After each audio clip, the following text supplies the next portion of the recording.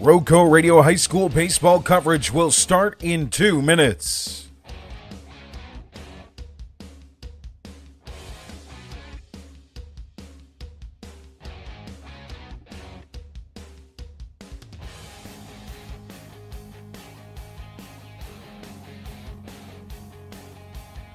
Your pregame show getting you ready for tonight's high school baseball matchup will start in 1 minute and 30 seconds.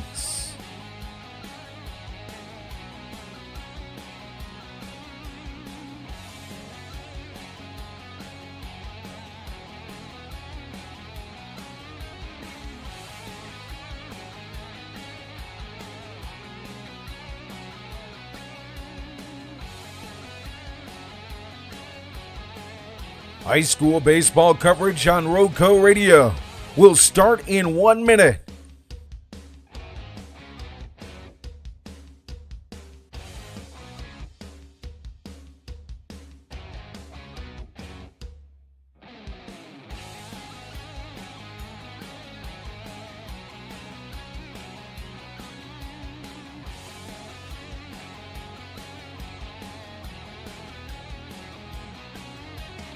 Tonight's RoCo Radio pregame show will start in 30 seconds as we get you ready for high school baseball.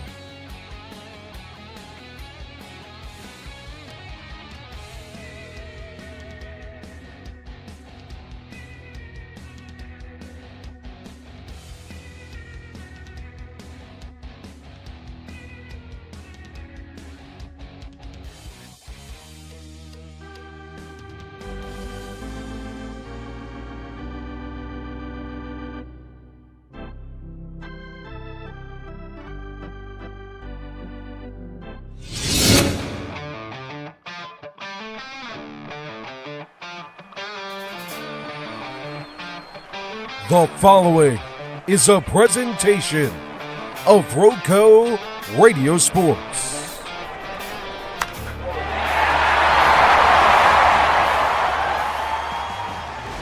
America's pastime. Some of the best programs across the Triad and the state of North Carolina. This is high school baseball on RoCo Radio, featuring the Reidsville Rams. And that is Coward to left. That is going to get out of here.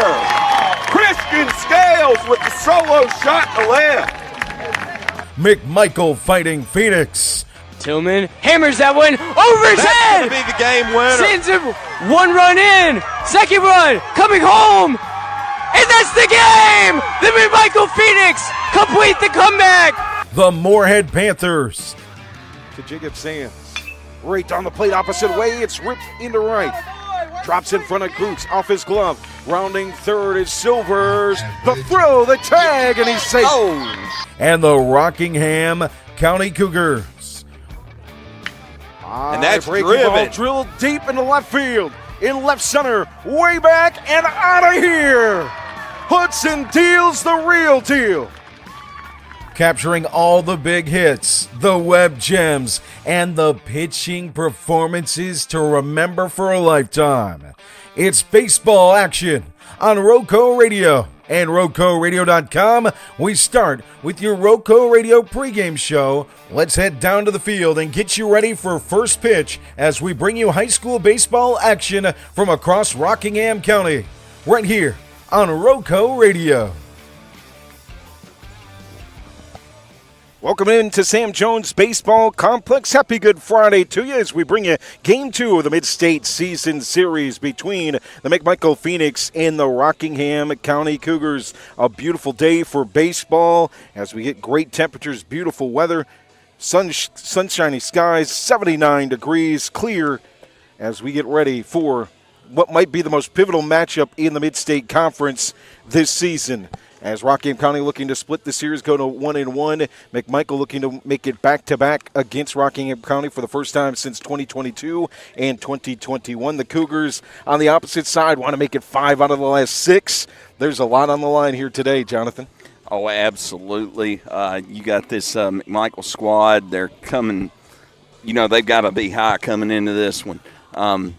this is a big win for them on Tuesday. First time they beat their rival school in 4 years. And Rockingham County, you know, they don't like to lose. Nobody does, but they really don't. And they're coming off of 2 losses. You know they're going to be out for blood tonight. On the hill, it will be Bryson Apple in the top half of the first inning for the Cougars, a 4-0 record, a 1.71 ERA, 5 appearances, 16 in the third innings pitched, 11 hits, 4 earned runs, 29 strikeouts. Of the 72 batters he's faced, that's 40% of the batters he's faced he struck out. That's just crazy, insane numbers, and you see why he's a Coastal Carolina commit. You know, good velocity on his fastball, lively breaking stuff. We didn't really get to see a lot of it when he came in relief on Tuesday. You know, coming in, you hadn't gone through your full warm-up routine. It's tough coming out of the field and coming in to pitch. You hadn't been in the bullpen to get a proper warm-up. You know, he gave up a couple, and you know he's wanting to get those back tonight. Opposite him is Peyton Priestley. The youngster gets to start, 5 appearances, 1 start. That was against Southwest Guilford a couple weeks ago. 3.75 ERA, 9 in a third innings pitched, 5 earned runs, 9 strikeouts to 5 walks. We're going to see something different from McMichael tonight. As a Detroit Tigers fan, we call it pitching chaos. We used to, talk about it in Little League and Pony League, and it was pitching by committee or pitching by platoon. You know, you go 1, maybe 2 trips through the order, and then, hey, hand me the ball, or we're going to give it to somebody else. You know, you save your pitcher's arms that way. And you give the other team a different look each trip through the lineup. I love that strategy. If you've got guys that can throw strikes and you've got defenses that can play behind them. For the Rockingham County Cougar offense, hitting .372, a .483 on base percentage, 31 2-out RBIs, .353 with runners in scoring position, 88 RBIs, 60 strikeouts to 52 walks. Ranked number 12 in the Max Preps 5A rankings, the number 9 ranking in the RPI rankings from the NCHSAA, and projected as the number 1 playoff seed in the East in the 5A. For the Phoenix, hitting .361 as a squad, .499 on base percentage heading into this week. They're projected as the number 3 team in the 3A East, number 9 ranking overall in 3A by Max Preps, and the number 5 RPI in the 3A. Both teams with double digits wins. McMichael picking up win number 11 on Tuesday. They've won 5 straight. Rockingham County 10-3 overall in the year with 2 consecutive losses. The loss to Wesleyan on Monday, and then the loss to McMichael on Tuesday. Well, let's hear from the Cougars, get the latest from that program as we hear from head coach Leighton Helms here on your RoCo Radio pregame show. It's your RoCo Radio pregame show here on RoCo Radio and RoCoRadio.com. It's game 2 of a 2-game set in the Mid-State Conference. Rockingham County and McMichael. We're joined with Cougars manager Leighton Helms.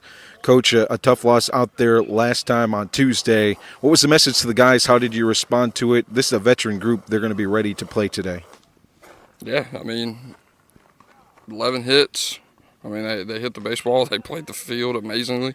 You know, it's probably their best defensive game. You know, just looking at stats of their previous games, you know, that's the best defensive game and one of the best hitting performances that they've had on the year, which is awesome. You know, that's the kind of competition we need to have in the regular season to get us ready for playoffs. So, yeah, I mean, tough loss, but at the end of the day, we hit the baseball too. We just had a lot more that was right at them. So, I mean, they made the plays. Yeah, you had the hits, you had the extra base hits, you were able to drive in runs. Keeping runners on base, though, that can be a problem in baseball. You had a little bit of trouble with that, but you got veteran hitters. They're going to respond to that in a game like this. The question I want to ask you about, though, is the environment of a baseball game like that and tonight. What does that mean to you and just seeing the environment that we've seen early in the baseball season? Yeah, I mean, our environment here at the Cougar Stadium is awesome. You know, we got fans that come here, we pack the stands, and you know, home field, they always say home field advantage is key to, you know, key matchups. And so, you know, we're here. We got our people behind us. We flushed that day, you know, so our third loss on the year. Nobody's hurt. So, we're going to come in this game, be positive, and swing the bat. And, our environment is really good here, so this should help us. What are you looking at on the hill today? Bryson Apple is going to be on the mound today. He wants some revenge on him. And so, now he's going to have his full warm-up routine to get through and get ready to pound the zone. And dealing with sicknesses, what are some of the changes we'll see in the lineup today? Yeah, we had 2 that had to go home during the game on Tuesday. I wasn't feeling the best either. But, that comes with playing spring ball.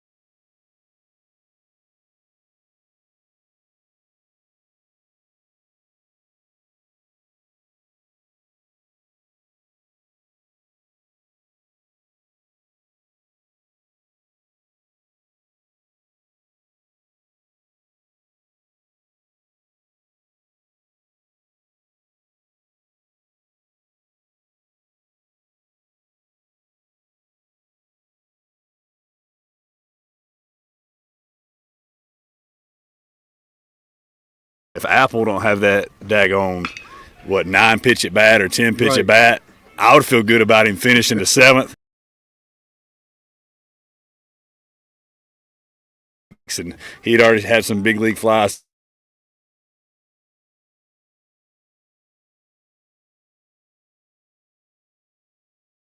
But we also know they got some really good players, so we got to show up again. Coach, I want to talk about your defense in that game, too, before we move on.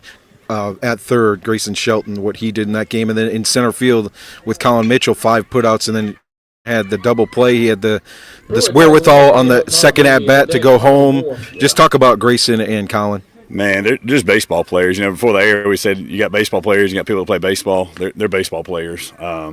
and Colin and Grayson both, but Grayson being a 4-year player for us, 4 years ago he was our Eli, right? And he had some arm problems. He reinvented himself, man. It's almost like a veteran reinventing himself, and now he is a slugger.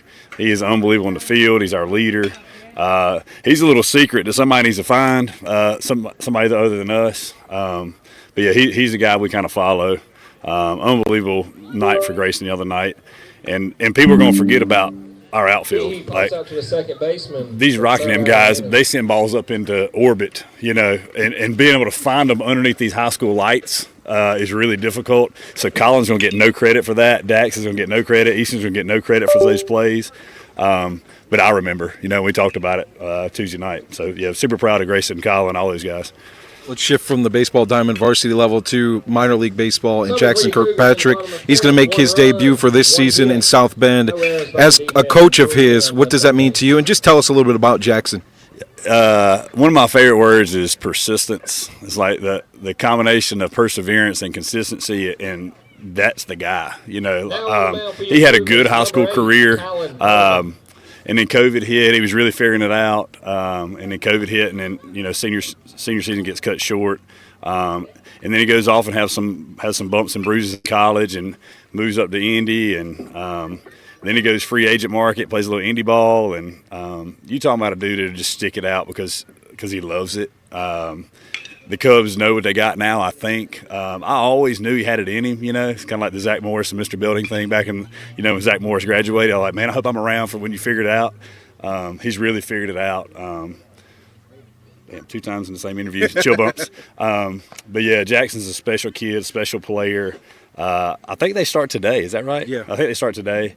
I hope he gets a chance to run out there in the 7th, 8th, or 9th tonight. But, man, that's a special family, too. I mean, James and Mary, Cooper, he happens to be the baseball player, but all of them are special. That's just kind of genetic. So, love that family for sure. Well, Coach, let's shift back to the field tonight. If McMichael wins, what has to go right? A lot of the same things. We're going to start Peyton Preece on the mound. He's a lefty for us, a junior. If he's got 3 pitches, he's a tough little out. We got a strategy that we're going to try to implement tonight against these guys.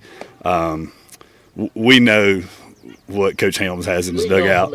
They're a great team, well coached, perennial powerhouse. For us to win tonight, we're going to have to play very, very similarly. Not perfect, but we have 5 goals. We got to meet at least 3 or 4 of those goals to have a chance to win it. The other night we met 3. You think, man, as good as you played, you met only 3. But some of them are lofty.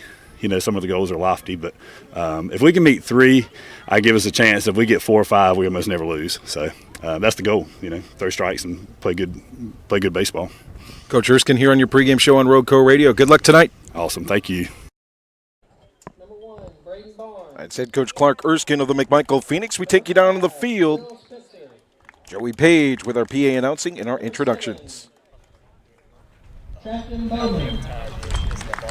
Number 9, Maddox Carter. Number 16, Aaron Compton. Number 18, Lucas Smith. Now from your starting lineup for the McMichael Phoenix, lead things off, number 12, playing left field, Eastman Tillman. Batting second, playing center field, number 2, Dax McCoy. Batting third base, number 4, Grayson Shelby. Batting fourth, behind the plate, number 15, Jack Rogers. Batting fifth, playing second base, number 8, Eli Gannon. Batting sixth, shortstop, number 10, Jackson Hall. Batting seventh, with the DH for tonight, number 14, Peyton Gordons. Gordons DH for number 23, tonight's pitcher, Peyton Priestley. Batting eighth, playing first base, number 11, Andrew Loveless. Batting ninth, playing right field, number 6, Colin Bishop. The right is coached by head coach Clark Erskine, assistants Josh Madison, Taylor Lucas, Sonny Gannon, Kyle Crouch, and Eric Webster. And now for your Cougars. Lead things off, playing right field, number 7, Brady Ross.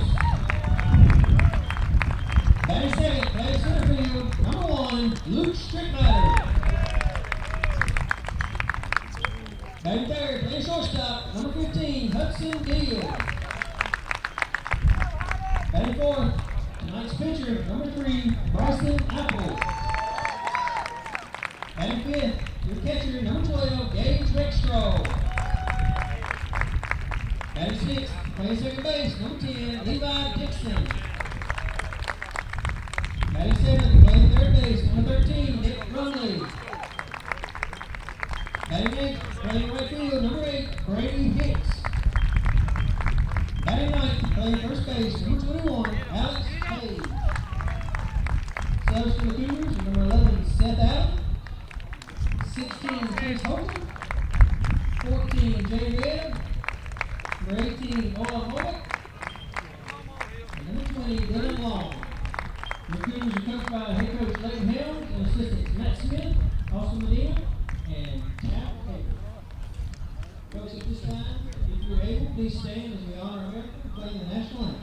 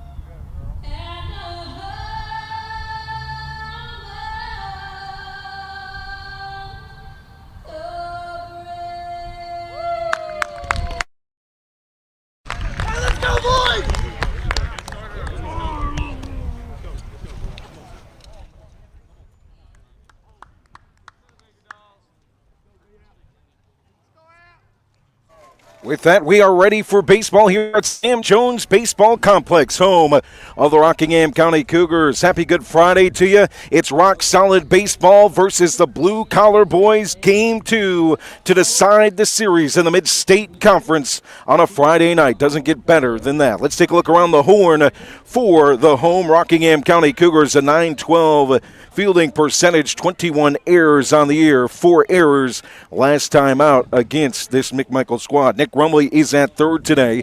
Hudson Dale gets the start at short. Levi Dixon is at second. Alex Page is at first. In the outfield from left to right, Brady Ross is in left. Luke Stripmatter is in center. Brady Hicks is in right. Gage Rakestraw will catch for Bryson Apple. 4-0, 1.71 ERA, 5 appearances, 16 and a third innings pitched, 11 hits, 4 earned runs, 29 strikeouts of the 72 batters he's faced. That's a 40% ranking, 169 opponent's batting average with just 6 walks. He'll present a pitch mix with a 4-seam fastball, a 2-seam fastball, a splitter, and a slider. Starting batting order for the McMichael Phoenix, hitting .361 on the season.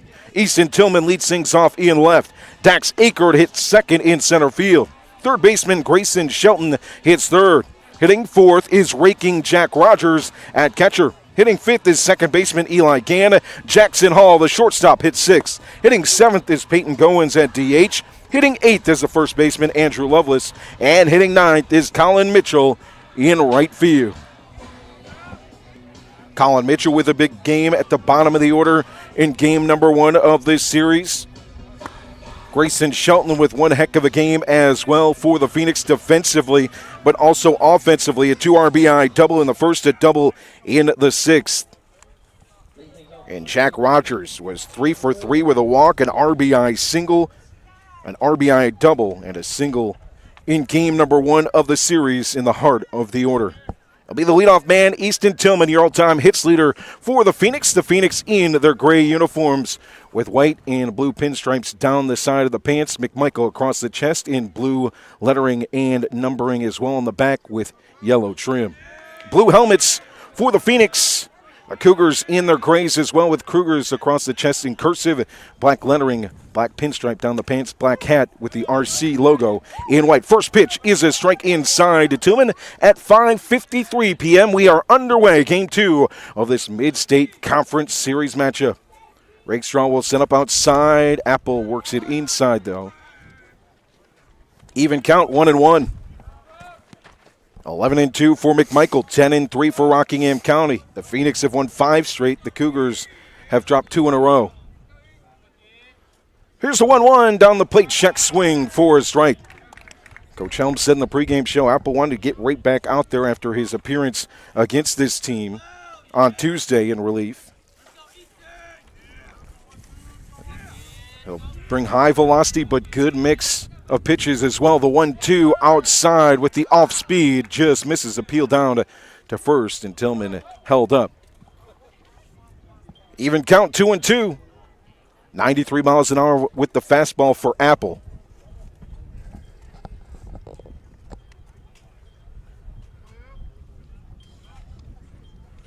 First base side.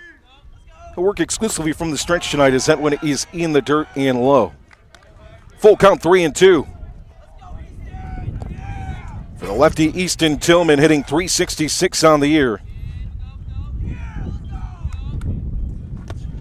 As that one's back to the backstop and up to first is Easton Tillman. He's going to hustle. Rakestraw's not. Now he'll get the ball in front of the dugout, and Tillman will be safe at first. Well, that one took an odd hop, looked like off of Rakestraw's glove way up the net. Carry him all the way to the visiting dugout on the first base side. So it brings up Dax Akert hitting .349 on the year, .472 on base heading into this week, 15 for 43 with a double and 10 RBIs. Had a sacrifice bunt, but struck out twice in game 1 of this series. From the right side, Tillman at first with speed. Here's the offering from Apple down the plate, fouled straight back to the netting. Beautiful. Good Friday for baseball. Game time temperature 79 degrees, blue skies here in Wentworth and Sam Jones Baseball Complex. Runner on first is Tillman. Bunt attempt is pulled back on the inside. Fastball for strike, 0-2. Tillman reached down to walk. Akert at the plate for the Phoenix, hitting .361 on the year. Throw back to first, and a tag by Page on the back shoulder blade. Safe. 0-2 for Apple. First base side for Apple as that one is hit deep into center field. Taking a couple steps in towards right field and making the play is Stritt out in center for the first down of the half inning. Brings up Grayson Shelton. Protective swing from Akert there. Pops it out to center, but, trying to avoid the strikeout.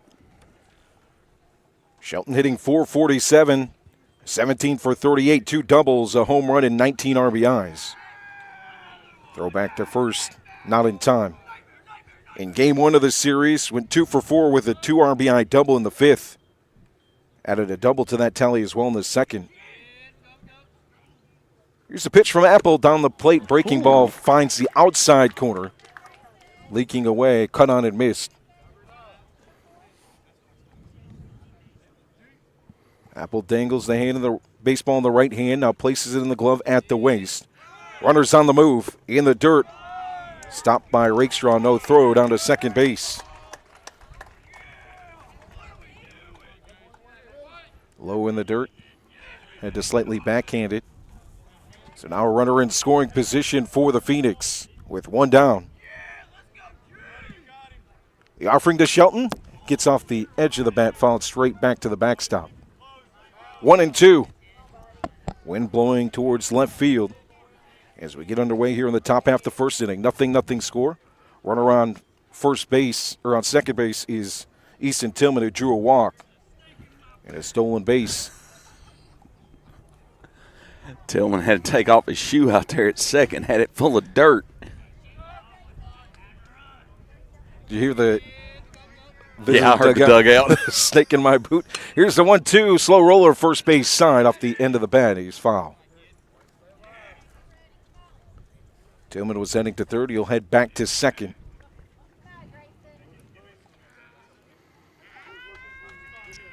With Tillman's speed over there, if this one gets through the infield, he's got a good chance at scoring from second.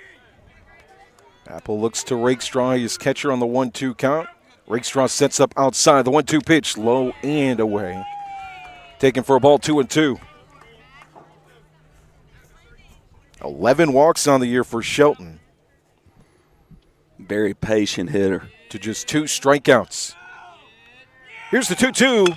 Breaking ball hangs in the zone. Hot shot to third. Picked up by Rumley. Throw to first is in time for the out. Advancing to third is Tillman.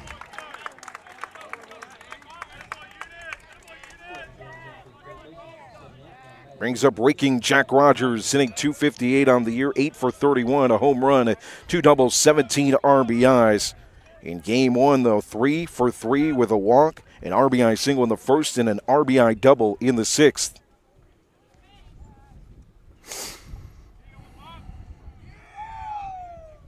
Page will play slightly in at the cut of the grass at first, as the first pitch of the at-bat is taken for a strike by Rogers, 0-1.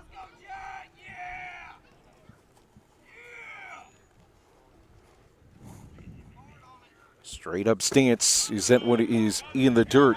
Here comes Tillman home. He's hustling in, slides leg first and beats the tag on the ball that got away from Rakestraw.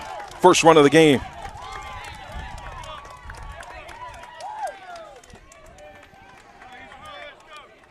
Well, that one squirted a little too far away from Rakestraw on the knockdown. And Tillman uses his speed to score the first run of the game.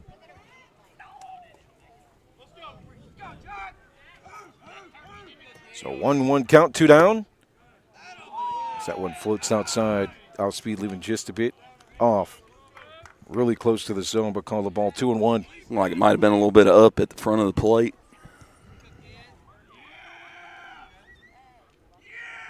Apple from the first base side to Rogers. At the letters, inside, 3-1.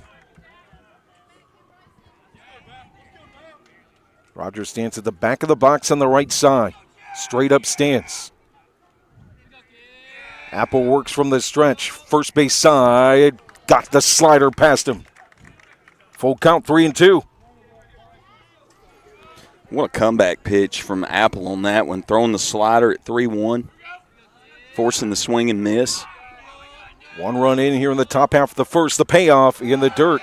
Stopped by Rakestraw, but a walk drawn by Rogers. Second walk of the half inning.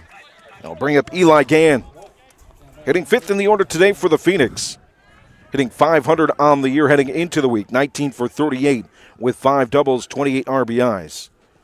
2 for 3 on Tuesday with a sacrifice bunt.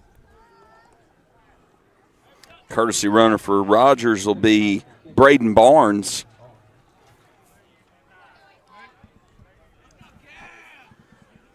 Two outs here in the top half of the first with Gann at the plate from the right side facing the righty. Throw back to first. And Barnes back in time.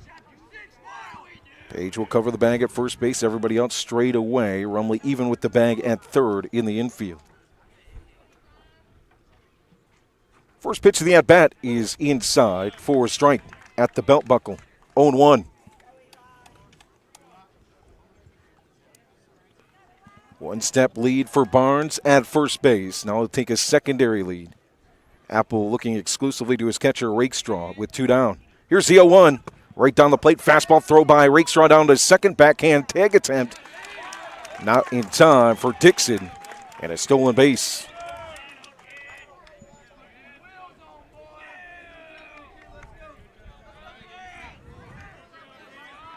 0-2. Throw was just behind the second baseman, Dixon, on that one. 0-2 pitched again, away from him. Boy's pitch intentionally 1-2.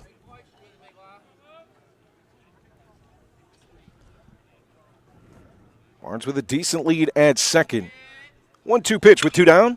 High fly ball, wow. deep left field, way back towards the foul pole, and it's off the fence. Fair ball. Barnes will walk in to score an RBI double for Eli Gann.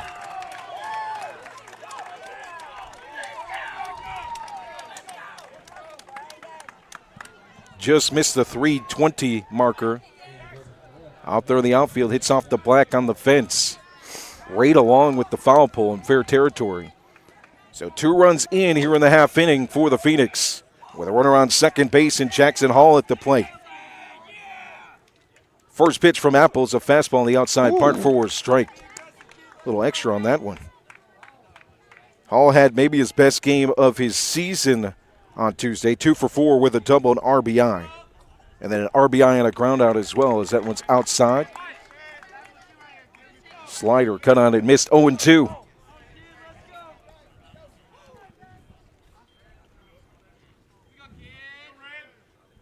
Here's the 0-2, hangs in the zone, catches the corner, strike 3, caught him looking.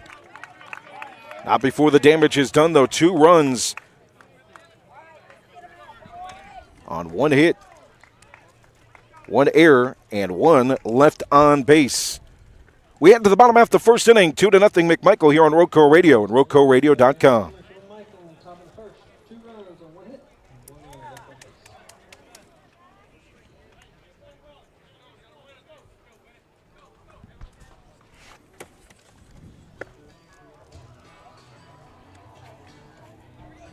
28 total pitches for Apple in the first inning.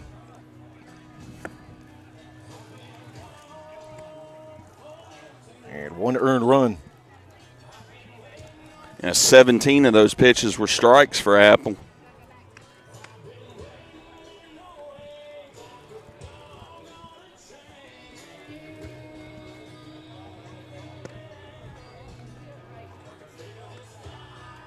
Two nothing your score, bottom half of the first inning. Let's take a look at the Phoenix defense. 19 errors on the season, a .940 fielding percentage. Grayson Shelton, who had a heck of a game defensively on Tuesday, plays at third. Jackson Hall is at short. Eli Gann is at second base. Andrew Lovelace is at first. In the outfield from left to right, it's Easton Tillman. Dax Akert in center and Colin Mitchell in right. Behind the plate is Jack Rogers for Peyton Priestley. Making his second start of the year, 5 appearances, a 3.75 ERA, 9 1/3 innings pitched, 5 earned runs, 9 strikeouts to 5 walks. Starting batting order for the Rockingham County Cougars, hitting .372 on the year with 24 doubles. Brady Ross leads things off in left field. Hitting second is center fielder Luke Stripmatter. Shortstop Hudson Deal hits third.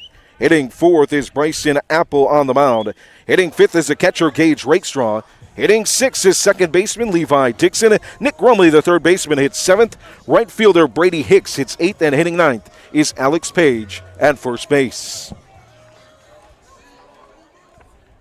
So here comes the leadoff man, Brady Ross from the right side, hitting .424 on the year. First pitch from the lefty Priestley is hit hard into right field, diving down to the ground and making the play is Mitchell in right for the out.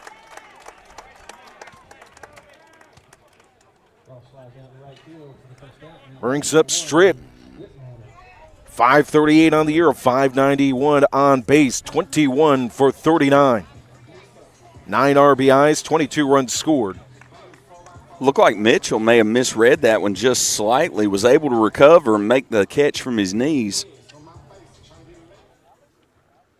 So lefty works from the third base side. Priestley's offering high with the breaking junk ball. Outside 1-0. We saw Priestley in his first start against Southwest Guilford. Got the ball against the Cowboys in that win. So that one's fouled down to the first base side. I believe we'll see what the Tigers call, my Detroit Tigers, call pitching chaos today.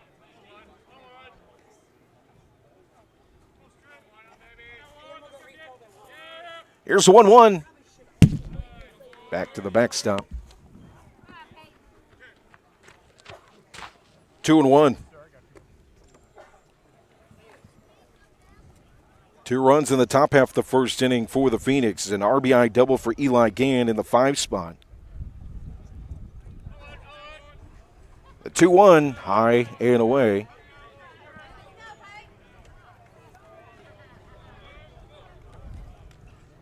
Three and 1 to the number 2 man, Luke Stripmatter.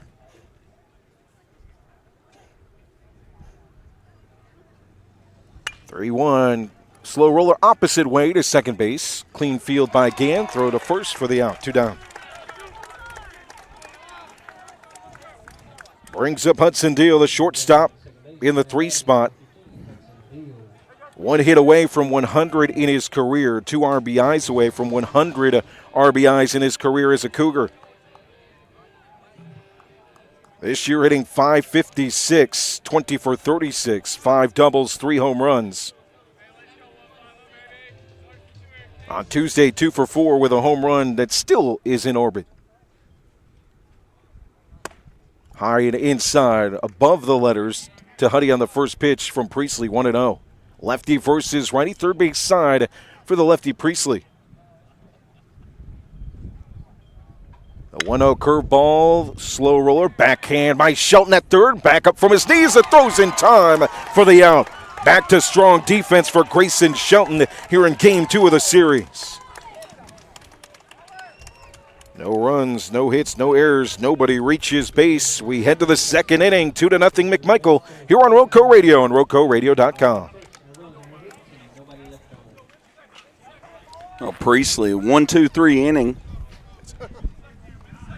8 pitches, 4 of them strikes. Good efficiency.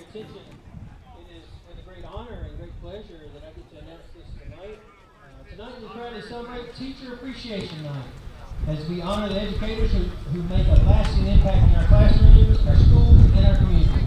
Teachers inspire, challenge, and support our students every day, shaping future leaders both on and off the field. We thank you for your dedication, passion, and commitment to making a difference. If you're an educator, please stand.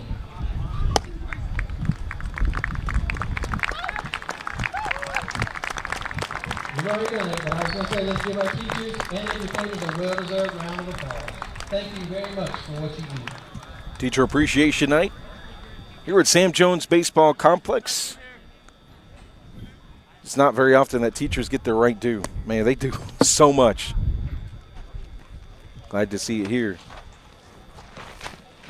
Oh, yeah, most jobs, you go to work for 8 hours, you go home. That's not a thing for teachers. A lot of them are out here coaching ball, having a lesson plan. It's one thing to clock in to work, but to clock into work and your job is to have a lasting impact. That's a lot of pressure just on that alone. So thank you to all of our teachers and all they do here across our community, especially here at Rockingham County High School. Bryson Apple returns for the second inning. It'll be 7, 8, and 9 due up for the Phoenix. Goins, Lovelace, and Mitchell. An RBI double for Eli Gann. A runner scoring on a ball off the catcher's gear of Rakestraw Tillman from third after he drew a walk to start the first inning. First pitch of the at-bat to Goins is cut on and missed for a strike.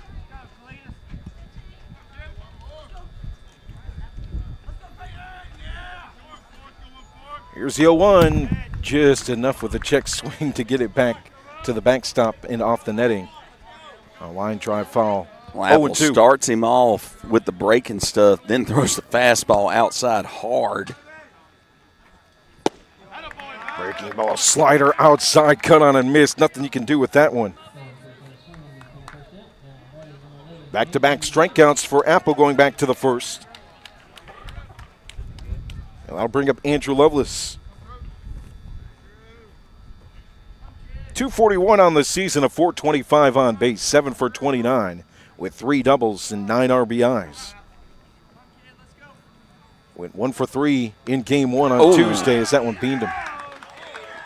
Took that one in the hip. It's a little bit easier to do when it's, 80 to 83 versus 90 to 93. Yeah. Breaking ball got away from Apple there a little bit. Pops Lovelace in the hip, but definitely better than taking that 93-mile-an-hour fastball. So Lovelace at first base, one down. After the punch out, and first pitch is an inside fastball for a strike to Colin Mitchell, the number 9 hitter today. 457 on the season, 16 for 35 with 5 doubles. 0-1 pitch from Apple. Opposite way, it'll float over the head of Page and into the outfield for a base hit. Lovelace is going to round second, heading into third, and he'll get in standing up. Runners at the corners for the Phoenix.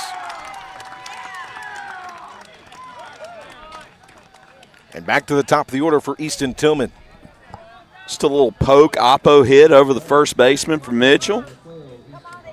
Just floated up there for... Hey, get just enough to get it out of the infield. That's all you got to do. A hit's a hit. Brings up Tillman for his second at-bat of the game from the left side. Slightly open stance as he faces the righty Apple. First pitch is a high fly ball. The third baseman, Rumley, will call the pitcher Apple off. Third base side, he'll lose it. He'll pick it up, the throw to second. No, he'll hold on to it. So bases loaded for the Phoenix.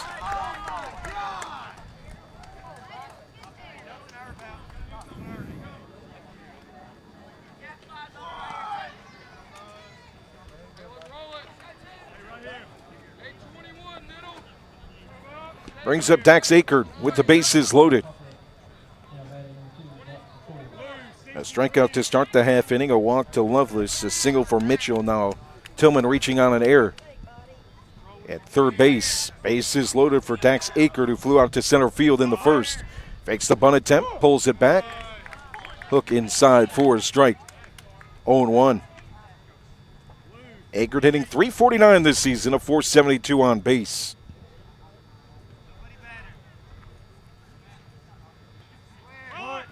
Pulls back the bunt, the 0-1.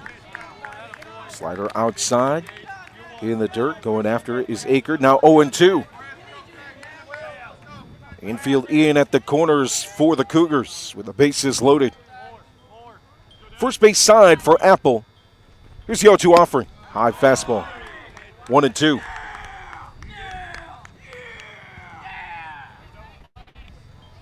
Well, Akert hit a shallow fly to center in his first at bat.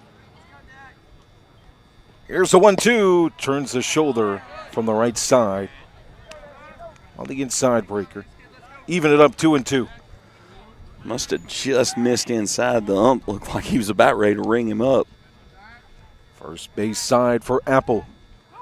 2-2 pitch. All gas. Cut on and missed. Strike 3.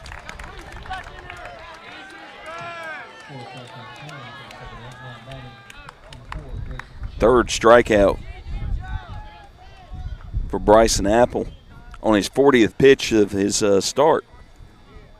Doing this half inning, trying to get out of the jam with the bases loaded. First pitch of the at-bat. High fly ball, foul territory, first base side, hustling his Page towards the fence. It'll get out of play.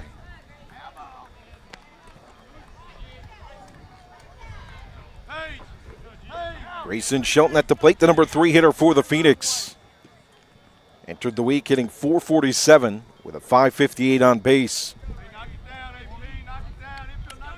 Went 2 for 4 with a 2 RBI double on Tuesday against the Cougars.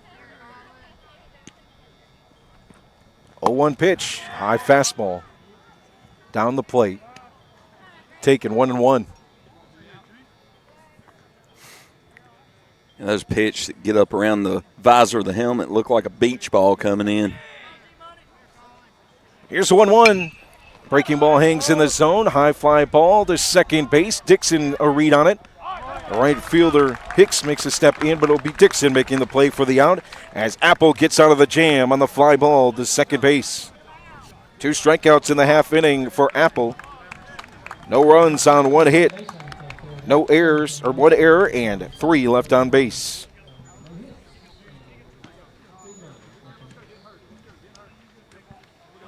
We head to the bottom half of the second inning. 2-0 McMichael here on RoCo Radio and RoCoRadio.com. Sharon in our comments. Her first grandchild on the hill for the Phoenix.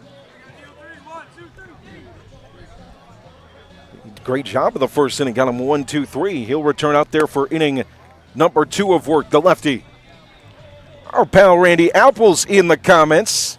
Great to hear from you too, Randy. We're going to be down Zach's way next week on Wednesday. We're going to bring you that Northern Guilford and Rockingham County matchup. Looking forward to that. Glad to have you listening in. So bottom half of the second inning, a 2-0 lead for the Phoenix. As Priestley returns to the mound on the lefty. Got him 1-2-3, a pop fly, and 2 groundouts in the first. It'll be Apple, Rakestraw, and Dixon 2 up for the Cougars.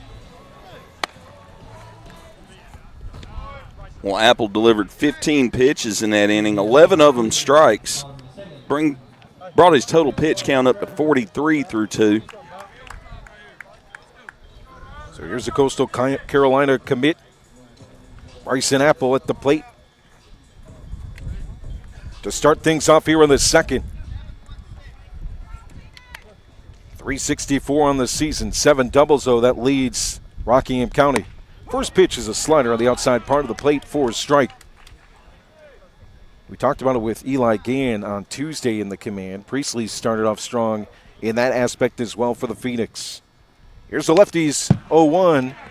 Curveball down the plate. Just ahead of it is Apple. Gets just a piece of it with the bat. Foul back, 0-2. Well, Clark Erskine talked in the pregame about a 3-pitch pitcher in Priestley. We've seen fastball. We've seen the off-speed breaking ball. Here's the 0-2 from the lefty. High and outside. I'm sorry about that mistake.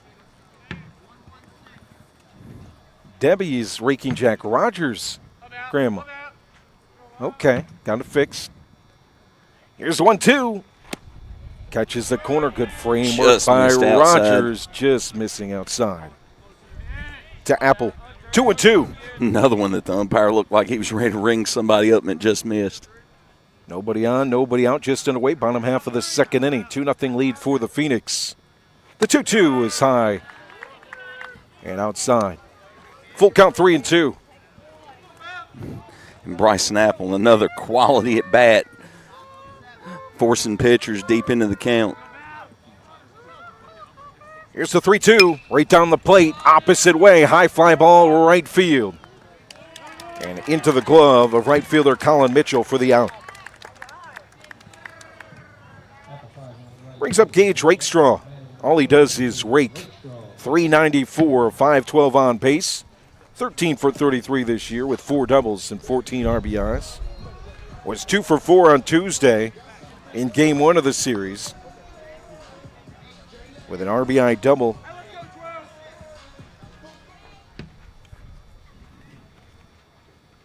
One down, nobody on. First pitch is a curveball inside. Nice pitch from Priestley.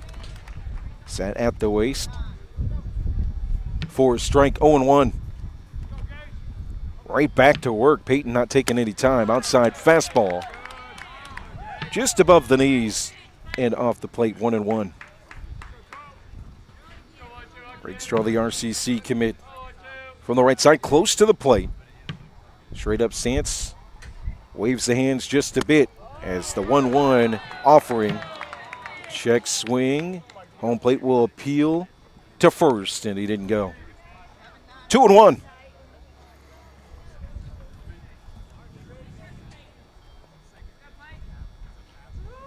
From the third base side, the lefty's 2-1 pitch. Outside, good take from Rakestraw. Just below the waist, but away from the plate off the corner. 3-1. Yeah, he's getting them just in the river and in the left-hand batter's box, missing the plate. Strong good wind. Pitches, but strong wind to the left side, left field. The 3-1 pitch. Pulled back up by Rogers on the low dipper below back the in knees. with that one. Good pitch from Priestley. Full count, 3-2. Even at the bag is Shelton at third. Straightaway defense goes with gas outside, and Priestley pumps his fist as he walks off the mound and gets the strikeout. 5 consecutive outs for Priestley to start this one for the Phoenix on the mound. And 2 consecutive 6-pitch at bats. Dixon hitting .462, was .667 on base, 6 for 13 on the year. Lefty versus righty. First pitch is fouled down the third base side.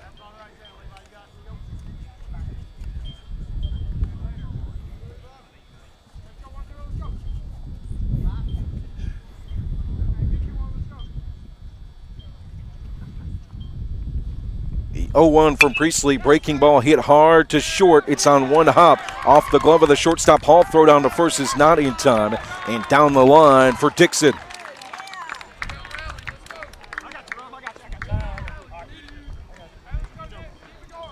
How are we ruling that hat, man? It's an E6.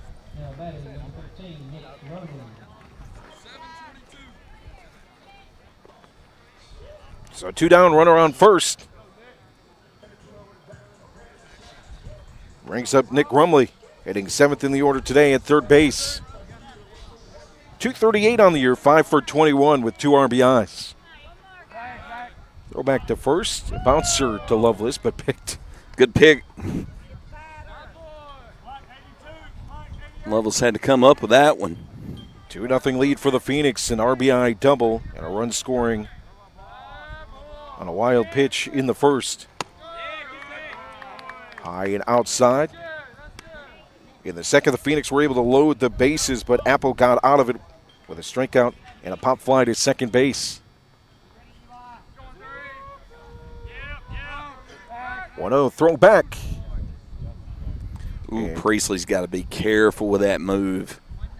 Lefty got forced attack from Loveless, but back in time. Plenty of time is Dixon. High fastball intentionally. Rogers out of the crunch with a look to first base. On that pickoff move, it looked like he came a little bit toward the plate. Very close to a balk. Glove at the waist for the lefty Priestley. The 2-0 pitch. Again outside. Rogers saying, hey, man, calm down. 3-0.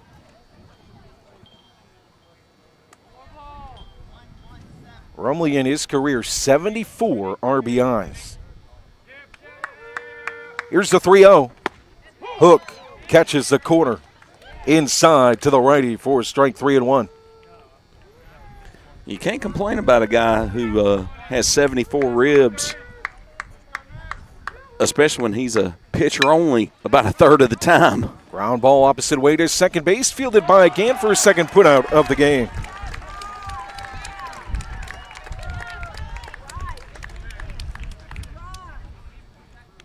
No runs on no hits, 1 error, 1 left on base. We head to the third inning, 2-0 McMichael here on RoCo Radio and RoCoRadio.com.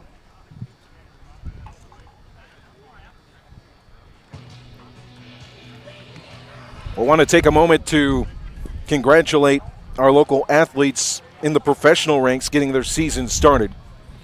Rockingham County grad Jonathan Todd, an RCC grad, will get the start in the bullpen for the Vancouver Canadians. At the A level for the Blue Jays, had a great year in his first year last year. So he'll most likely work even deeper in that bullpen in his second year with Vancouver.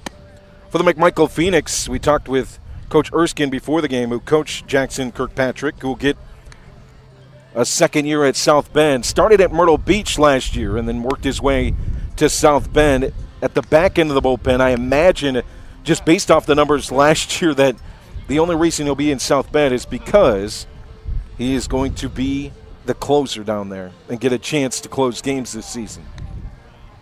So we look forward to following that. Their first game is tonight. Vancouver, I believe, will start next week. And then Hayden Freeze, the Moorhead alum and Western Carolina alum, he will get his start at the FCL Florida Complex League for the Braves later in May. Their season starts on May 2nd. So congratulations to those guys. We're proud of you. We look forward to following and seeing what you do in your professional career. Yeah, and Kirkpatrick not being at Double-A to start the season is just a baffler to me. Just over 1 ERA and just over 1 whip. 40-plus innings pitched, 66 strikeouts, several saves last year as well. But it might be a good thing as Apple toes the rubber. First pitch of the at-bat. Here's a ball 1-0 as we start the third. It'll be Rogers, Gann, and Hall due up for the Phoenix. Might be a good thing because they believe in him and they want to see him in that closer role. Here's the 1-0. Popped up. Of course, you can follow along on our Substack page, RoCoRadioSports.substack.com. We'll keep you up to date on our minor leaguers and how they're doing. 1-1 count to Rogers, who drew a walk in the first. Nice pitch inside. Off speed from Apple. Catches the corner. 1-2. Just below the belt. Here's 1-2 to raking Jack Rogers. Slider outside, wailing at it, but no hope. Another strikeout for Apple. His fourth of the game. Brings up Eli Gann with that RBI double in the first. Right alongside the foul pole. Fair. Left field side. Steps in on the right side of the plate for the first pitch of the at-bat from Apple. Breaking ball pulled up by Rakestraw. Doesn't get the call, though. Low at the shins. 1-0. In at the cut of the grass at third is Nick Rumley. Middle infield is deep. Huddy is shaded towards second as that one plunked him. Again, the breaking ball getting away, and Gann will head to first base.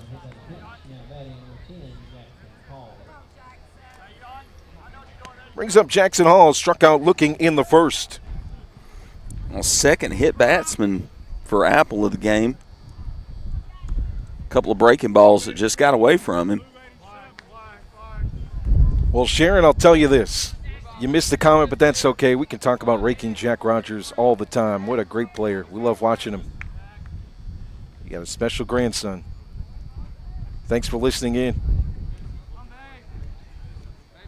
First base side for Apple. Runner on first base. Opposite weight line drive to second field by Dixon. Throw to first. They got him.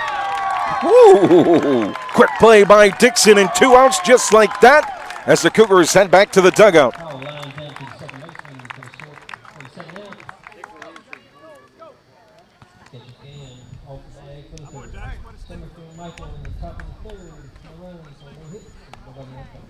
The 0-4-3 double play on the line drive.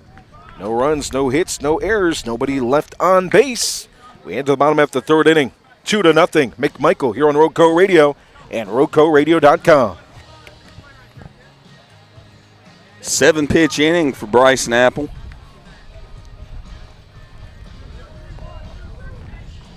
Four of them strikes.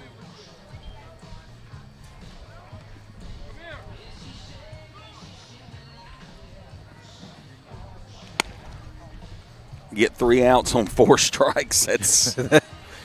That's efficiency.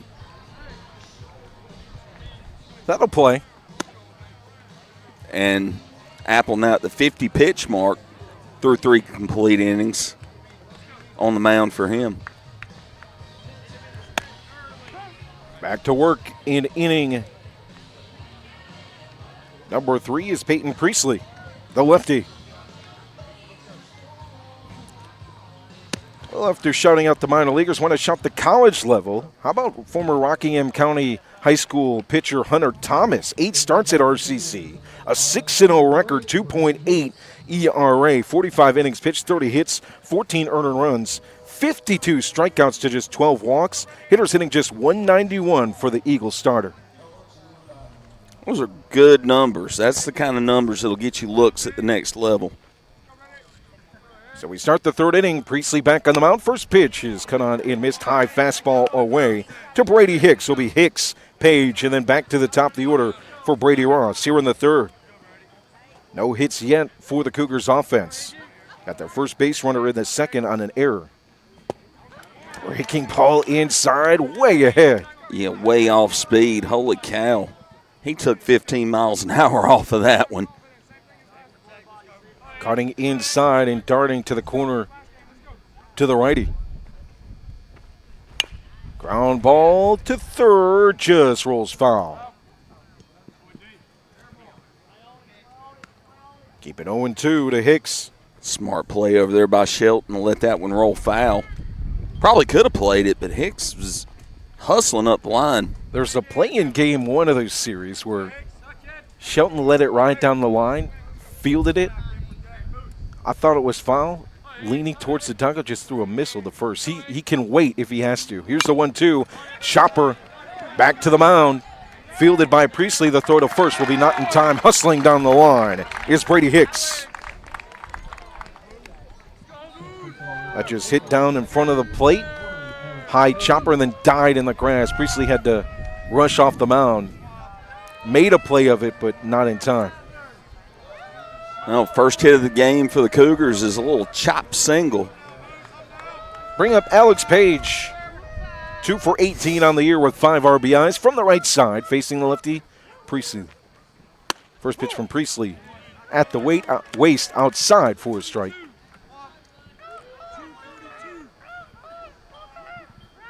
Out of the box, Page will pull the wristband out of his back pocket and get the call from Coach Helms at third base.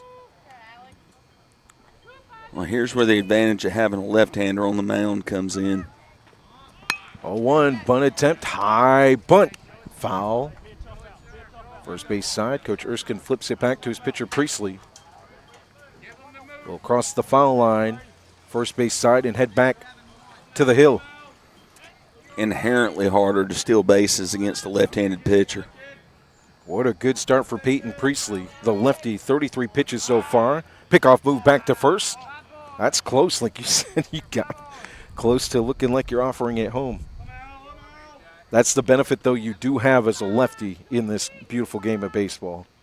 You get a little bit more leeway on those pickoff moves. The 0-2 pitch out. Out of his crouch is Rogers. No throw down to first, though. 1-2. Page at .333 on base percentage. 1-2. Trying to pull it towards the corner is Rogers on the outside breaking ball. Even got a smile from his pitcher Priestley. He appreciated the hard work from Rogers behind the dish. 2-2. 3-step lead now for Hicks at first base. Fouled straight back, but solid contact for Page. Keep it 2-2. 2-0 lead for the Phoenix here in the bottom half of the third inning. An RBI double for Eli Gann in the first. A runner scoring on a wild pitch as well. Throw back to first. And not in time. In the second, the Phoenix offense was able to go to work. They started things off with a strikeout, but a walk for Lovelace, and Mitchell reached on a single. Then after an error, the bases were loaded. Bryson Apple was able to get out of it with a strikeout and a pop fly. Straight back towards our microphone.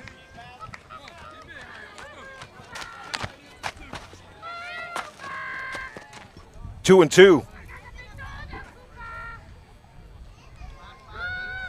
For the Cougars, offense just one hit. That's the man standing at first base, Brady Hicks. With a single to start off this third inning. A chopper back towards the mound. An infield single. But a 3-2 count now for Page. He waggles the bat from the right side. The 3-2 offering outside, drawing the walk. It's Alex Page. He'll head to first base. Runners on first and second. Tell you, good at bat for Page. 8 pitches. Extended the at bat with 2 strikes with a couple of foul balls. Here comes Clark Erskine from the dugout to talk with his infield and his pitcher. We'll see if he takes the baseball.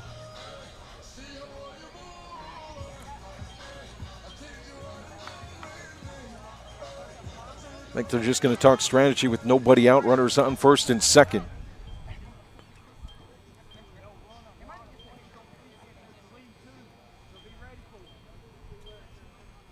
Great start so far.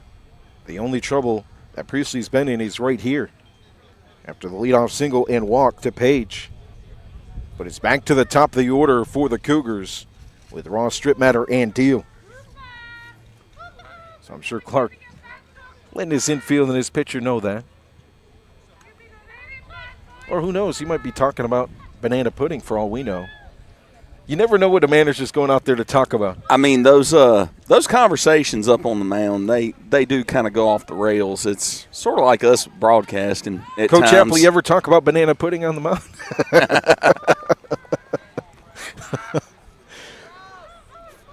Third base side for the lefty Priestley. Runners on first and second. And the leadoff man, Brady Ross, at the plate. Slightly crouched stance from the right side. First pitch of the at-bat. Inside fastball, opposite way, down the line, right That's field. going to get down. Mitchell's going to get to it on 2 hops. From third in is Hicks to score. An RBI single for Brady Ross. Cuts it to 2-1. Crossing to right field, grabbing Hicks for the first run. Now batting number 1, Luke Stripmatter.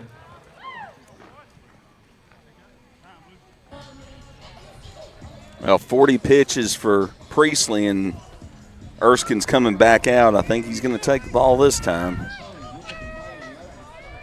See who he goes with.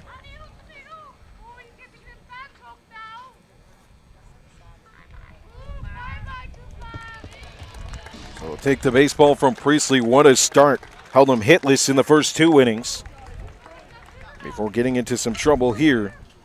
And the RBI single to Brady Ross. Right field side, opposite way. Cuts the lead to 1. We'll see a new pitcher. It'll be Grayson Shelton. From third base, Shelton 2-0 on the year, has yet to give up an earned run. 4 appearances, 2 starts, a 10 1/3 inning pitch mark. 6 hits, 2 runs, none earned, 12 strikeouts to 3 walks. So from lefty to righty.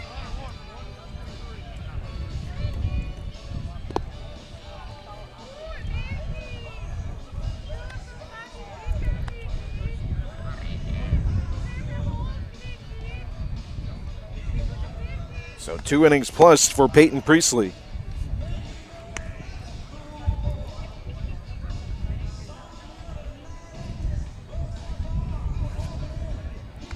Two hits, 1 run earned.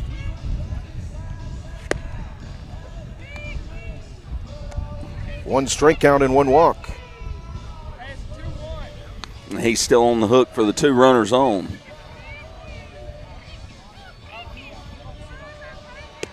And it looks like number 1, Braden Barnes, has come in to play third for Shelton.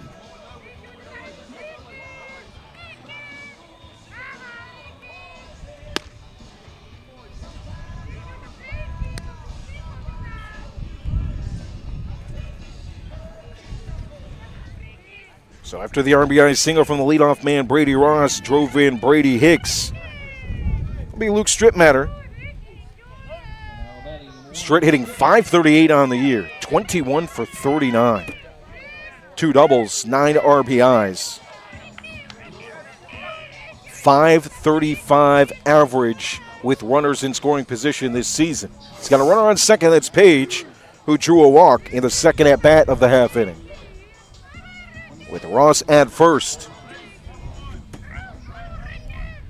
And now Grayson Shelton in the game, the righty. Well, Priestley went 40 pitches in his start. First base side, first pitch from Shelton is a fastball outside corner above the waist for a strike, 0-1.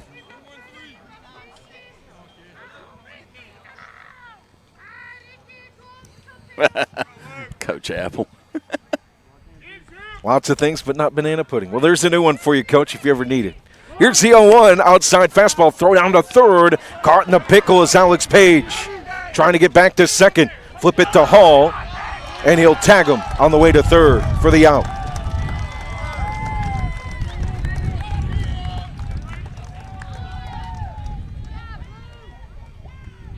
In the meantime, Ross will head to second base. So a runner does remain in scoring position, but it will be an out As Page caught in the pickle, no banana pudding. But an out on the board. 2-5-4 on the play.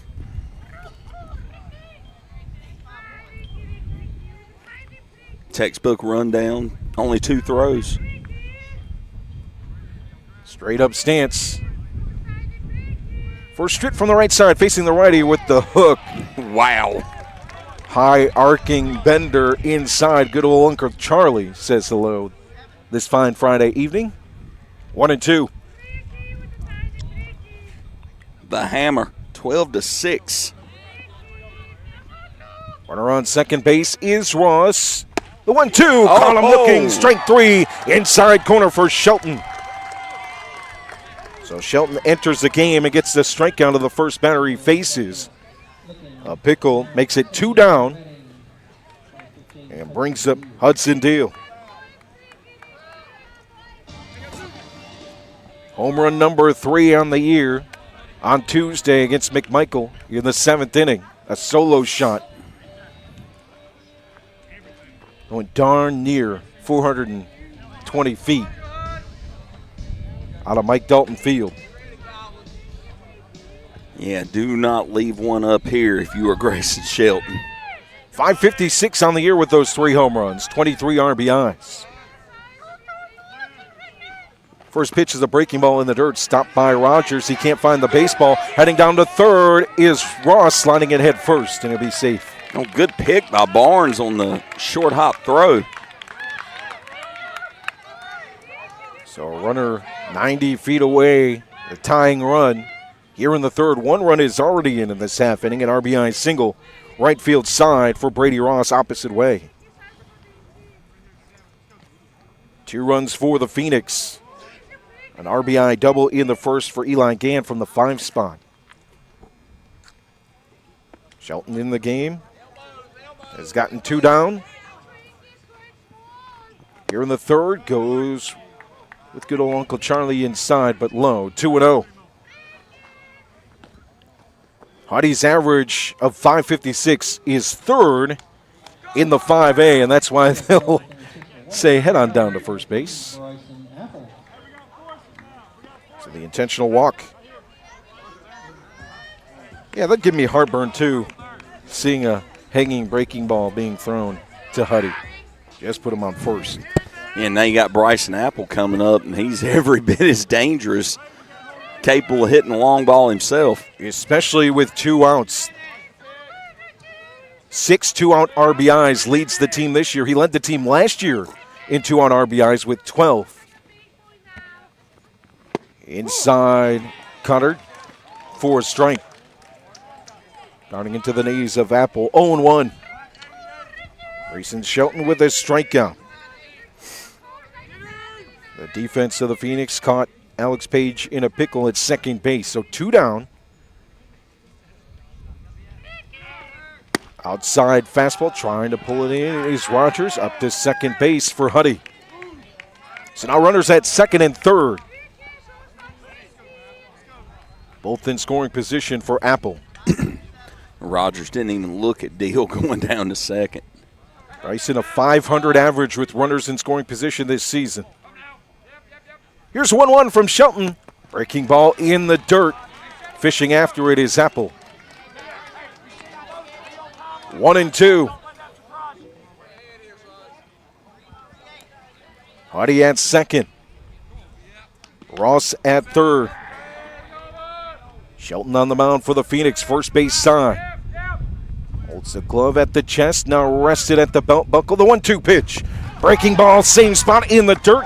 Got him to go after it and chase. In the dirt, scooped by Rogers. He'll tag. Apple heading down the line, first base side for the out. The Cougars add a run. And they strand 2 in scoring position. We head to the 4th inning, 2-1. McMichael here on RoCo Radio and RoCoRadio.com.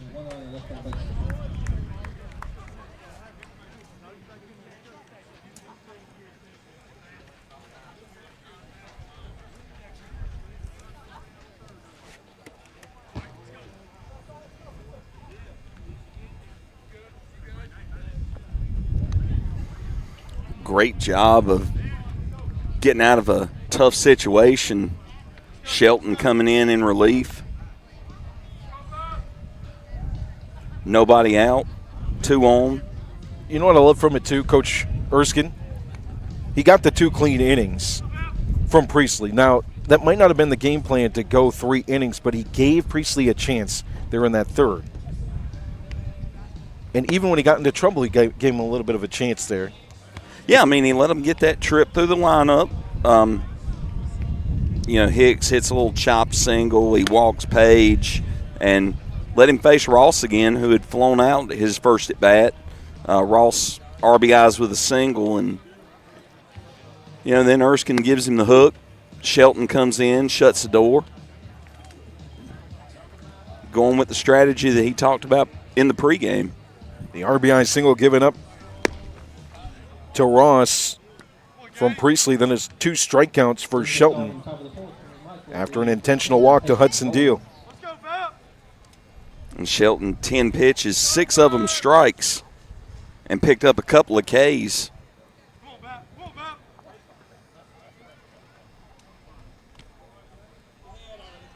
Peyton Goins, the DH, leading things off. 7, 8, and 9 to appear in the top half of the 4th inning. Flamethrower Bryson Apple returns to the mound for the Cougars and offers a strike on the first pitch inside, 0-1. Goins struck out in the 2nd. Outside and low. And the pitch from Apple. 1-1. 4-pitch mix for Apple. 2-seamer, 4-seamer, splitter, and slider. That's the outside fastball running away from the righty. Low. 2-1.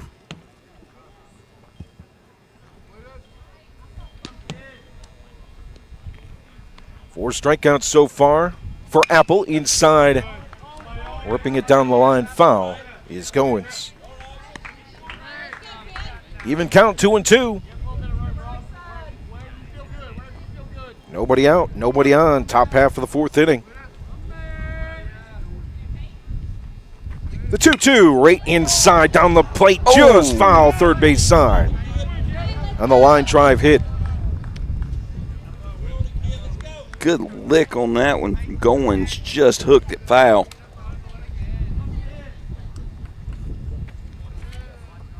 Goins hitting .500 on the season entering the week, 19 for 38 as we have a time at home plate. 19 for 38 with 5 doubles, 28 RBIs. Here's the 2-2. Outside corner, column looking, strike 3. And the Phoenix faithful not happy about that one. They thought it was a little bit low. Punch out number 5 for Apple.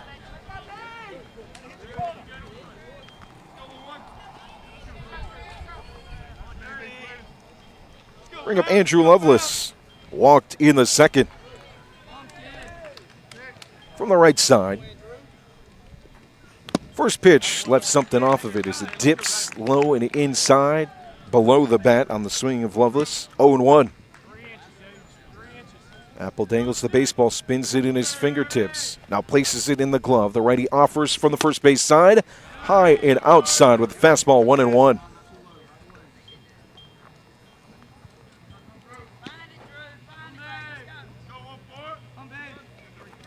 Two runs in the first for the Phoenix.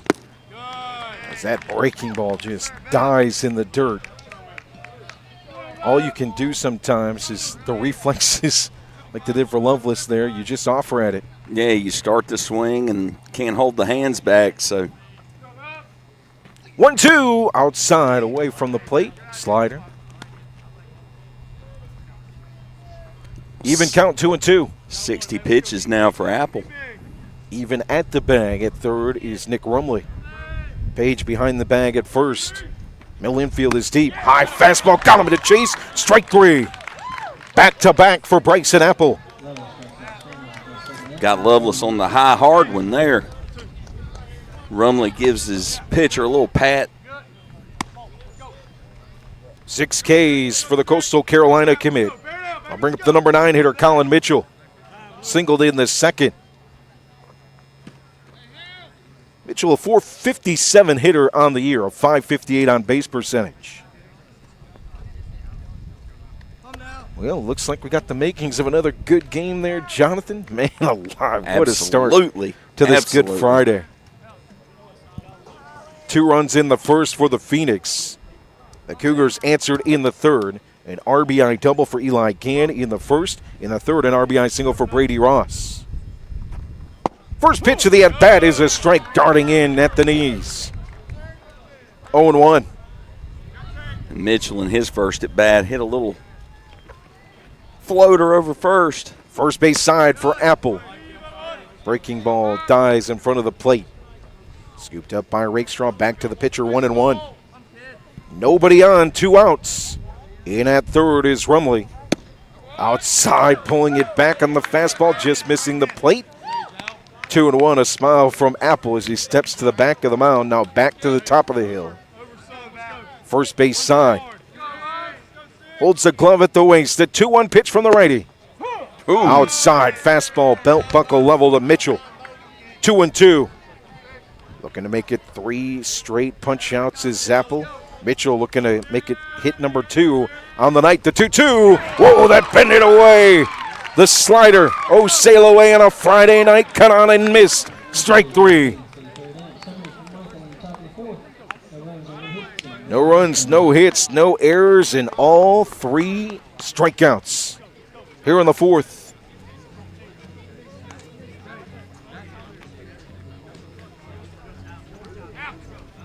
We enter the bottom half of the inning.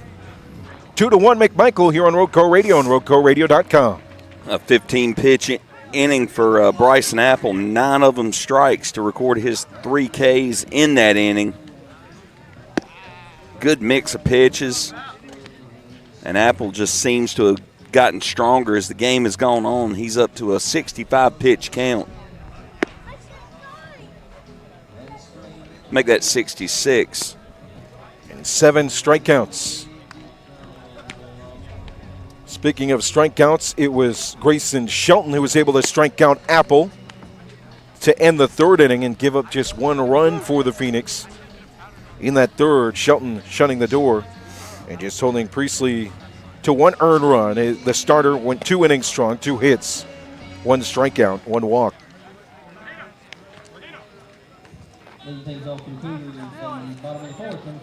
So second inning of work for Grayson Shelton, who entered with 2 base runners in the third and got the outs needed. Shelton entered this game without an earned run given up on the season in 4 appearances. 10 1/3, 6 hits, 12 strikeouts to 3 walks. In for the lefty Priestley, the righty on the first base side. It'll be 5, 6, and 7 due up for the Cougars. Gage Rakestraw takes a strike inside part on the fastball. 0-1. A good all-around hitter, Gage Rakestraw takes the 0-1. The breaking ball is off the glove of Barnes at third base. He'll swallow it and up the line with no throw is Rakestraw at first.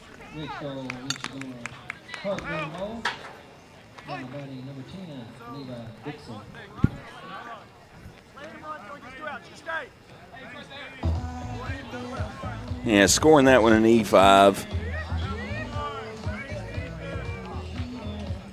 Now bring up Levi Dixon. Reached on an error in the second. Going in the dirt on the first pitch from Shelton.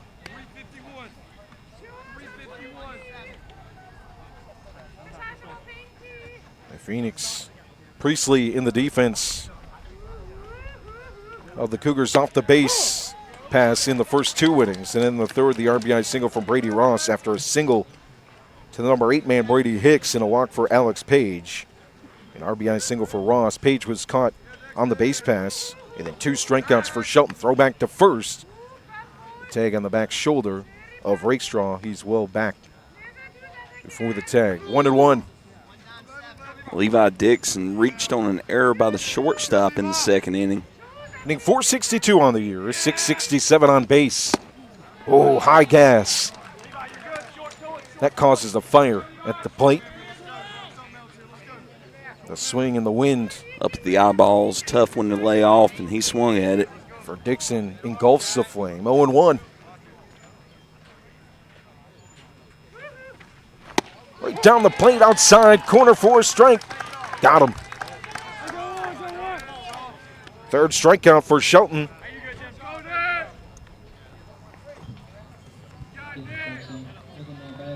Third strikeout for Grayson Shelton.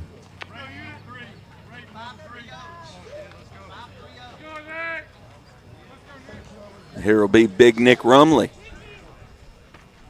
Breaking ball in the dirt.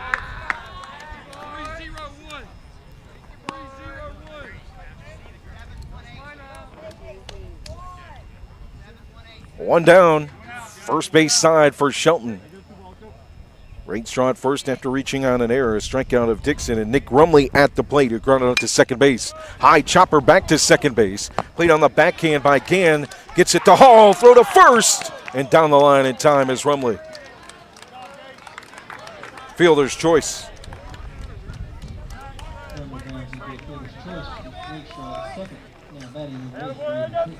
Brings up Brady Hicks, and a single and a run scored in the third. Just joining us, 2-1, McMichael, 2 runs in the first for the Phoenix. 1 run for the Cougars in the bottom half of the third. Here in the bottom half of the fourth. Ground ball to third, into the glove of Barnes, goes to second base to get the force as the Phoenix head to the dugout.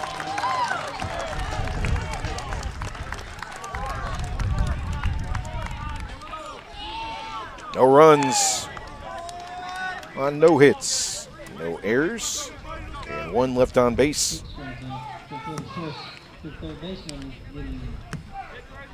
2-1 Phoenix as we head to the 5th here on RoCo Radio and RoCoRadio.com.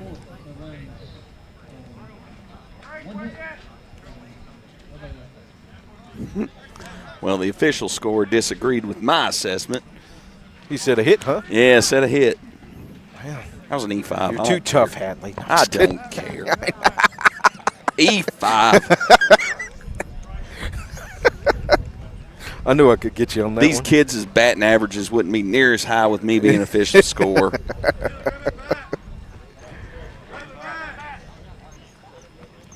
What's the saying? An error's an error's an error's an error? Hey, that's what I say. Oh, the beautiful saying, it's all within the eyes of the beholder. I mean, I got fussed at in the Appy League and the Old North State League for being too tough on fielders. I'm like, these guys are playing college ball. They ought to be able to make these plays. Well, that's an argument I can't disagree with. Happy Good Friday to you if you're just joining us. 2-1 Phoenix. Bryson Apple starts inning number 5 on the hill with 7 strikeouts. Struck out the side in the 4th, but it's back to the top of the order for the Phoenix. Tillman, Akert, and Shelton 2 up.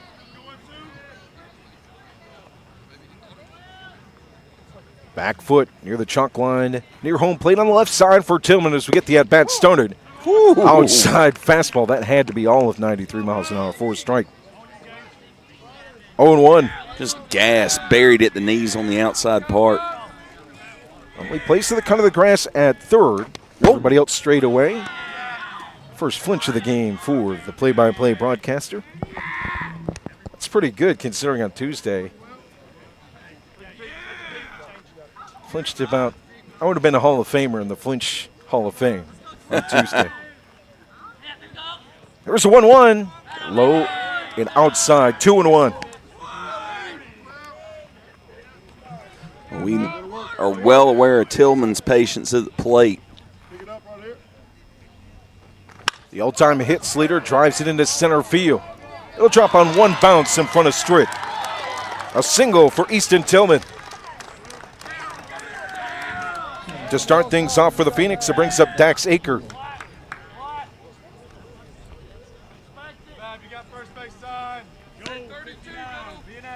Just the 3rd hit allowed by Apple of the game.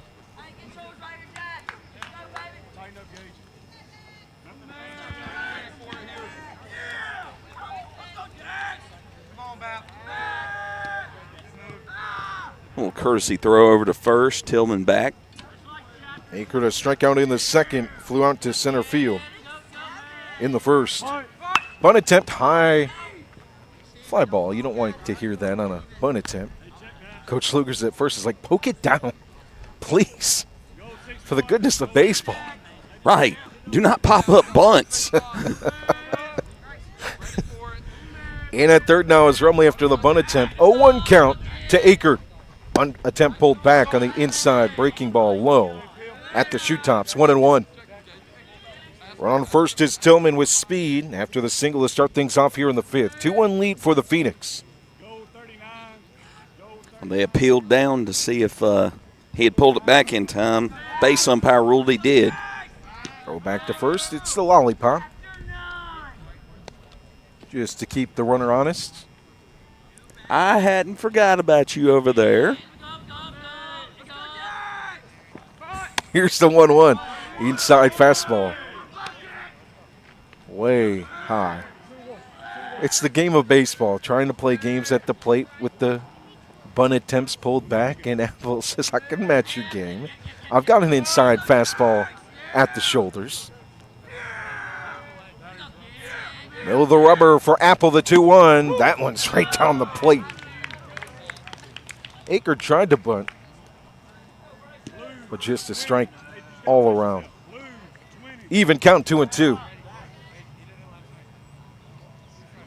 Rumley plays in the grass at third base with the righty Aker, and at the plate the 2-2 pokes it the opposite way on 3 bounces, fielded by Dixon, gets it to Deal, throw to first is high. Tillman out at second, heading up is Aker to second base on the air. He'll get up there standing up.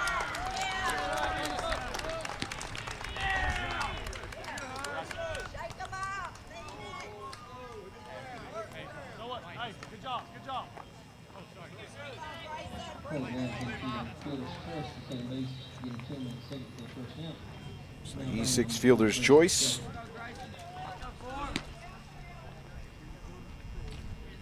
Puts Aker at second base instead of Tillman. Puts an out on the board and brings up Grayson Shelton.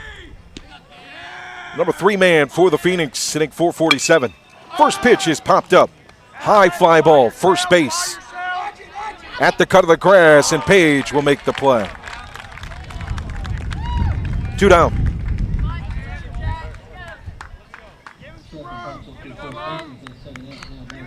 After the nice play by Dixon to turn it at second. Here on the throw by Hudson Deal. Runner at second, Aker stays there, but now 2 down on the pop fly play by Page. First pitch at the at-bat to raking Jack Rogers is a slider. All power on the swing, but no baseball. 0-1. Rogers has walked and struck out. 0-1, he's in the dirt opposite way, stopped by Rakestraw. Keeps the runner at second base, stacks Aker. 2 down. Top half of the 5th inning, 2-1 lead for the Phoenix. Straight up stance for Rogers. The 1-1 pitch from Apple. Little sweet chin music off the plate, trying to push Rogers.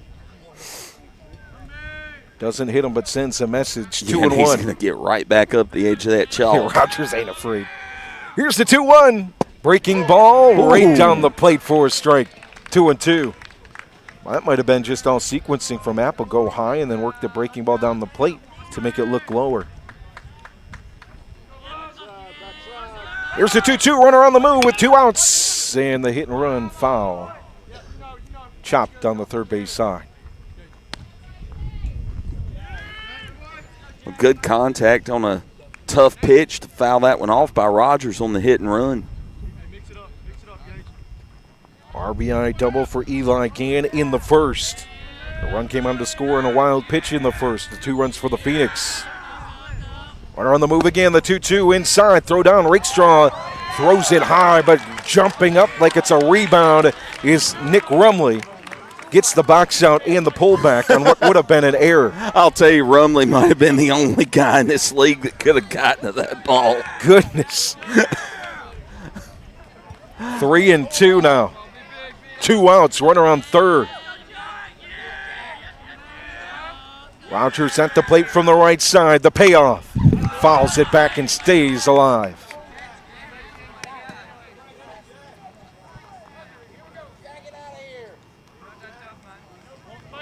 Three and two. Quality at bat for Rogers. 7 pitches, now going to be 8. The payoff. Oh, that gets away. Late release point for Apple, sliding in head first to make it 3-1 is Dax Aker. Rogers up to first. After drawing the walk.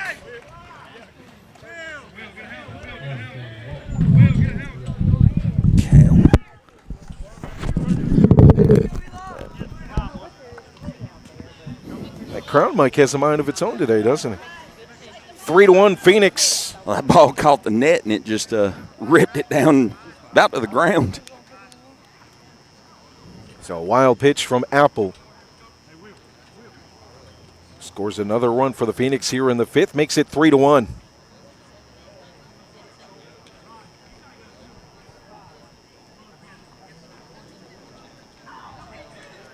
Pitching coach out to speak to Apple.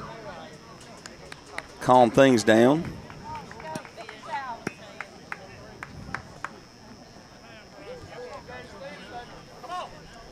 So after the walk to Rogers, it's Eli Gann at the plate. The RBI double smacked off the fence right at the foul pole at the 320 mark in left. That was in the 1st inning. He was also hit by a pitch in the 3rd. The only driven in run so far for the Phoenix, with 3 runs on the board. Apple first base side, slider, backhand stopped by Rakestraw. No position to throw, and taking it uncontested is a courtesy runner, Barnes. Might be somebody else courtesy running now that Barnes is at 3rd. Here's a 1-0 from Apple. High fastball outside corner for a strike.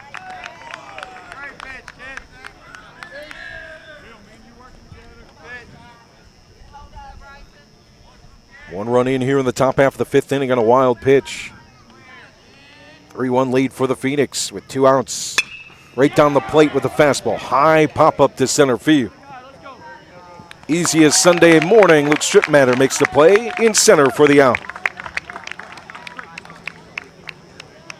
1 run on 1 hit. 1 wild pitch. And 1 left on base. We had the bottom half of the 5th inning. A 3-1 lead for the Phoenix here on RoCo Radio and RoCoRadio.com. And Will Spencer was the courtesy runner. He got credit for that stolen base. Grayson Shelton returns to the hill for the Phoenix. A little bit more support. 2-run lead for the Phoenix.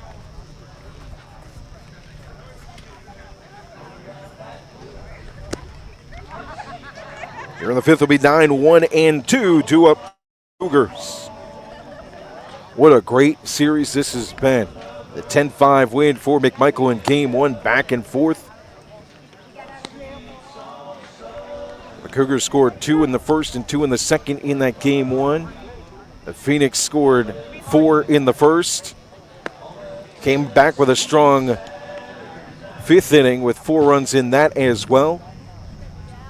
In the 10-5 win, Eli Gann with the win, 1 earned run. Huddy and Apple on the mound for the Cougars in that one as well. Both pitched well throughout. Hudson Deal with a solo shot for the Cougars, but just good overall team offense for the Phoenix. So Page leads things off here in the 5th in Game 2 and takes a strike from Shelton. Page with a walk in his only at bat. Barnes plays at the cut of the grass in 3rd. Middle infield is deep. Hall shaded at short towards 2nd base with the righty at the plate. Outside for Shelton.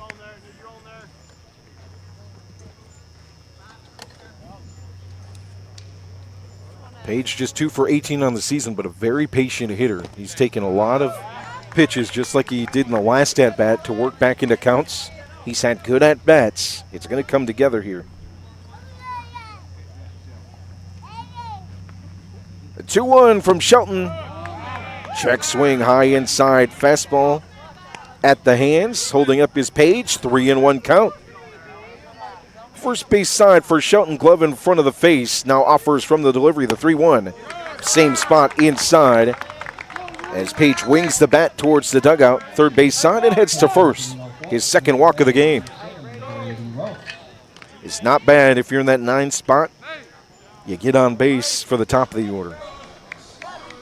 Especially when you got Ross and Stripmatter coming up behind you. Ross, a couple of guys hovering right at 500. Ross drove in the only run of the game for the Cougars in the third, an RBI single to right field. One attempt is pulled back. Rogers throws down to second. Page doesn't slide. The ball falls out of the glove of Hall.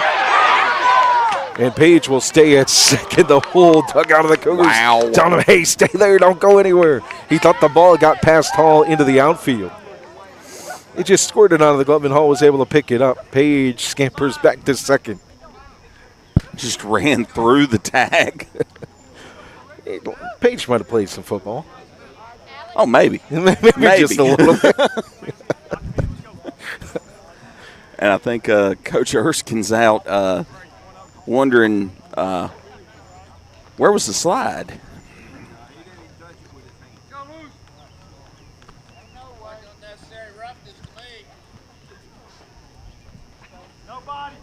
Phoenix fans say it's a 10-yard penalty, unnecessary roughness. They'll allow it. Page stays at second. Honestly, I don't think he knocked it out. It wasn't the Alex Rodriguez at first play against the Red Sox. You remember that? Where he just swatted the baseball out of the glove of the first baseman? Or the one that the Astros pulled a couple years back. And next trip up to the plate, the batter just gets drilled. That's a strike to Ross. The Astros acting like other people can't do things wrong. The Astros deserve to be drilled. Oh, did I say that out loud? Every time. Here's the 1-1 from Shelton. Line drive on the hook. Foul, third base side.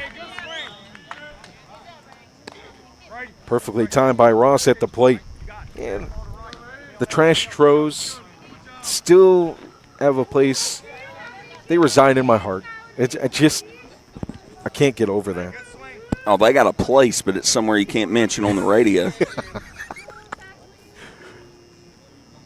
Runner on second base is Page. Nobody out. 1-1 to Ross, who's fouled away. Sorry if there's any Astros fans in the comments. I'm not. 1-2. Page reached on a walk. Over to second base. So with no outs, runner in scoring position for the leadoff man, Ross. With already an RBI single in this game, as that's a sky-high pop-up foul territory, first base side. And it'll be into the glove of Lovelace at first.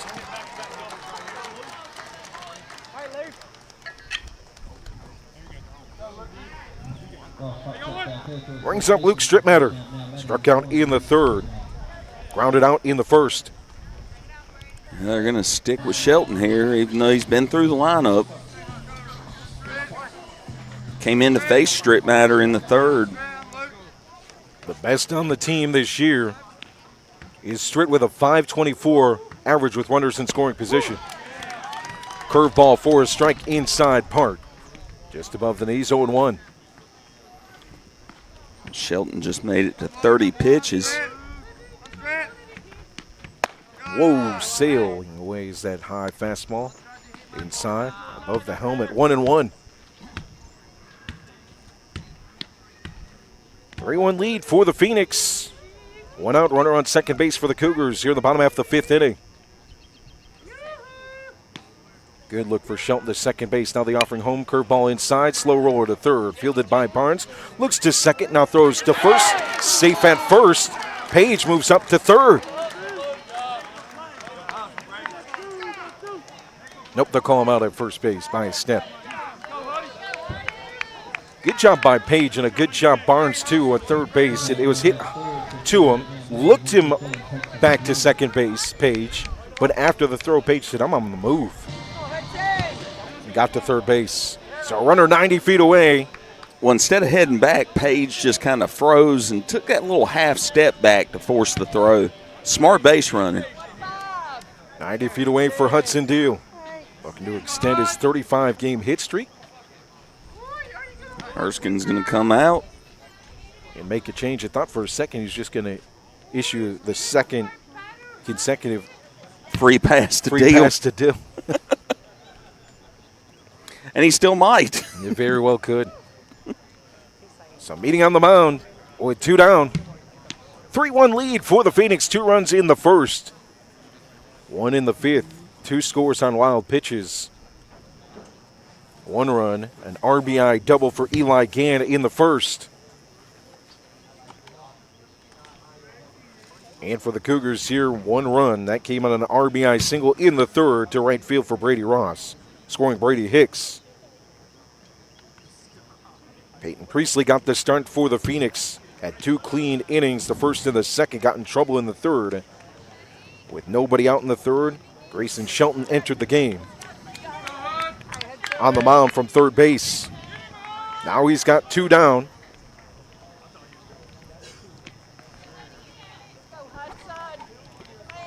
Third inning of work. 2-run lead. You got a runner on third, and you got the most dangerous hitter in possibly high school baseball.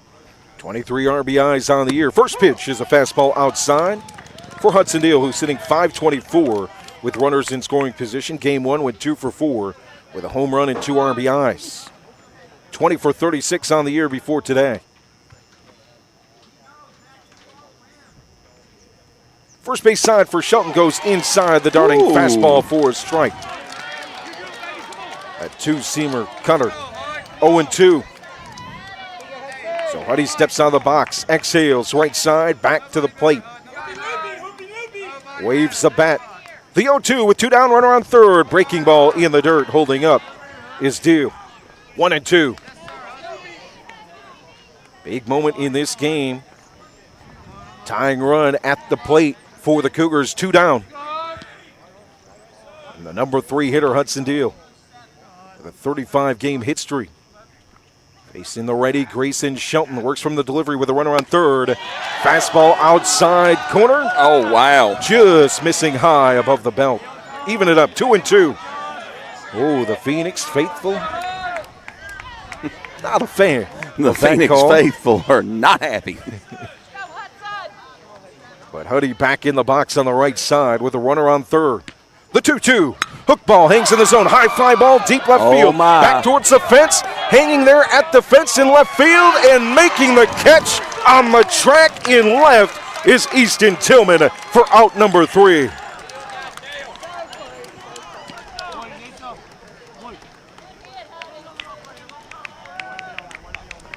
What a drive from Hudson Deal. Great play by Easton Tillman to hang with it. Made the catch over the fence line. He wasn't going to get over the fence, but putting that glove over there and making the play for the out. Number 3. No runs. No hits. No errors. And 1 left on base. 3-1 your score as we head to the 6th inning here on RoCo Radio and RoCoRadio.com.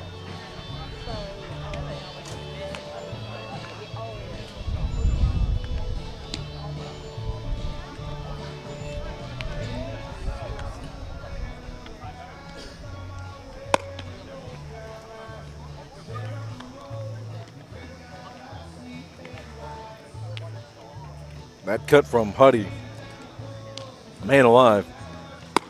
It's a sequence that hung in time.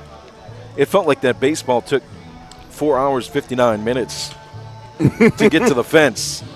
Easton was waiting for it. He was ready for it. But the suspense in that moment.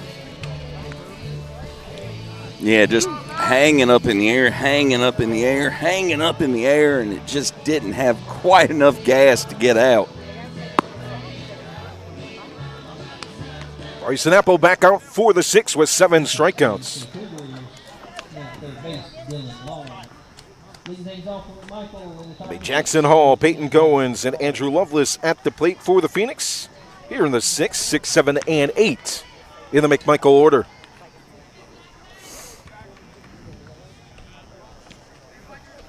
Jackson Hall is ready on the right side. Bryson Apple from the first base side as we get underway in the 6th. The first pitch is a high fastball above the waist, between the waist and the letters. Taken all the way, 1-0. Jackson Hall hitting 200 on the year, 8 for 40. But what a good game in game 1. The 1-0 pitch takes it in the same spot, 2-0.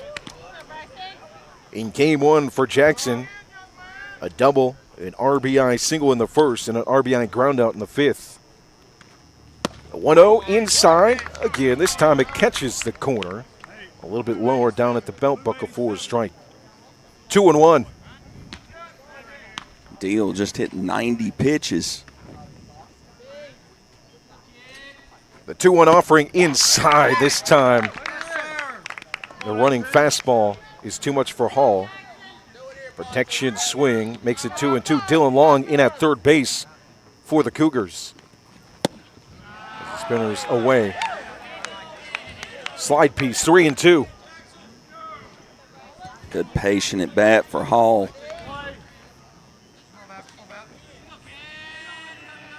Here's the 3-2. Inside, same spot with the fastball. A two-seamer got him to chase on the ball. For strikeout number 8 for Bryson Apple. Brings up Peyton Goins. He struck out in the 2nd, struck out looking in the 4th.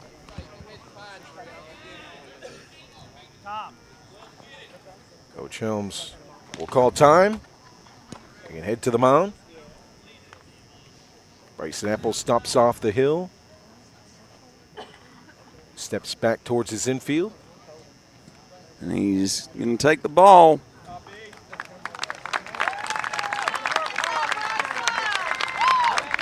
Good outing for Bryson Apple. 8 strikeouts. Just 1 earned run.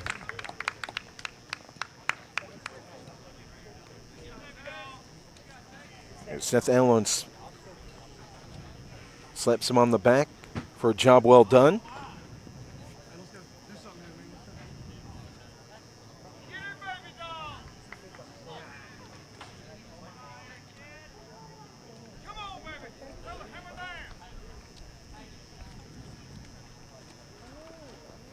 So the new pitcher will be Chase Holcomb. Pitching for the Cougars, number 16. Straight change. Holcomb. As Bryson Apple heads to the dugout after 8 strikeouts. Through 5 1/3. Gave up 3 hits, 3 walks, 3 runs, only 1 earned.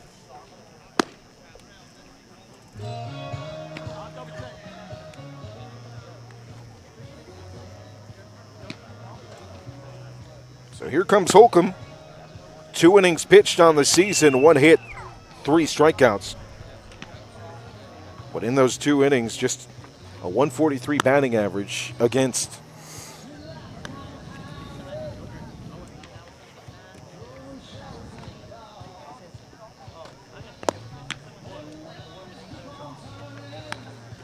From righty to righty for the Cougars with 1 down. Here in the 6th inning, a 3-1 lead for the Phoenix. 2 runs in the first, 1 run in the 5th. For the Cougars, their 1 run came on a Brady Ross RBI single in the 3rd. 1 run driven in for the Phoenix offense. That came from Eli Gann, the RBI double. Line drive off the fence near the foul pole in left in the 1st inning.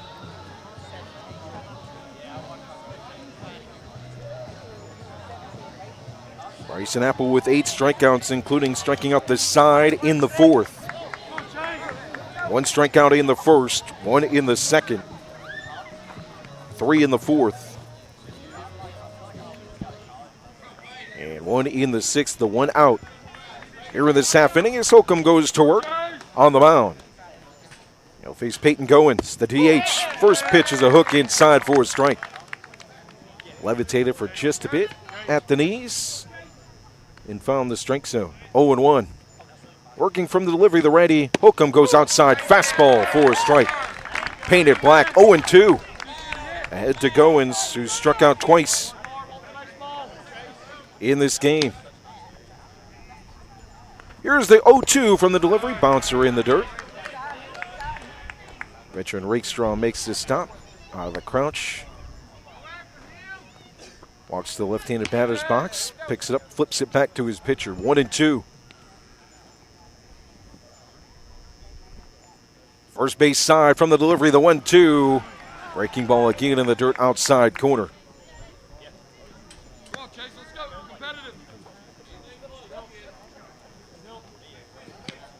2-2 count for Chase Holcomb entering the game here in the 6th inning with 1 down and nobody on. 2-2, fastball inside, power swing, but a power miss as well. First strikeout for Holcomb. Brings up Andrew Lovelace, struck out in the 4th, a walk in the 2nd. For the righty, hitting 8th for the Phoenix. Both teams with just 1 loss in the Mid-State Conference, so this game means everything at this point of the year. Long place at the cut of the grass at 3rd. 2 outs, high fastball. Above the shoulders, inside, 1-0. For the Phoenix, they're trying to make it 6 straight. The Cougars trying to stop a 2-game losing streak. Here's the 1-0. Hook inside. Taken at the knees for a strike. What we've seen in limited appearances from Holcomb is command. Here's the pitch right down the plate with the curveball. High fly ball, first base. Page is going to call off the second baseman Dixon and make the catch. Shading towards second for the out on the high pop-up. 2 strikeouts and a pop fly to first base. No runs, no hits, no errors. Nobody reaches base in the 6th for the Phoenix. Way to the bottom half of the 6th inning. Cougars at the plate. Down 2 here on RoCo Radio at RoCoRadio.com.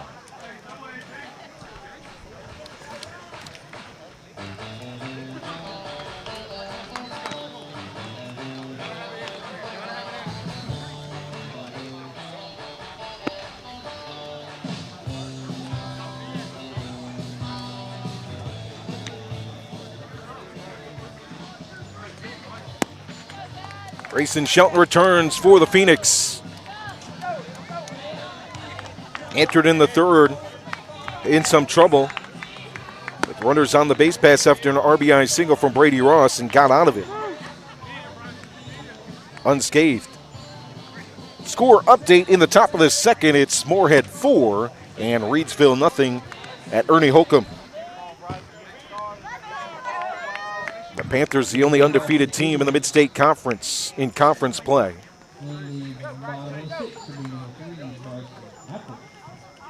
Going to sweep this series against the Rams. Good week for the Panthers, defeated Bethany big time on Wednesday. Shelton offers first pitch of the at-bat to Bryson Apple. Left something off it on the change. Power swing missed. 0-1 inside. To Apple, who flew out to right field and a strikeout so far in this one. Outside corner fastball. At the knees. Taken all the way. 0-2. 0-2 offering from Apple. Bouncer in front of the plate. That one might have bounced in the grass. Not in the dirt at home plate. In front of home plate. 1-2. Shelton just reached 40 pitches. Glove in front of the face for the righty. Works first base side. From the delivery, the 1-2 is fouled back.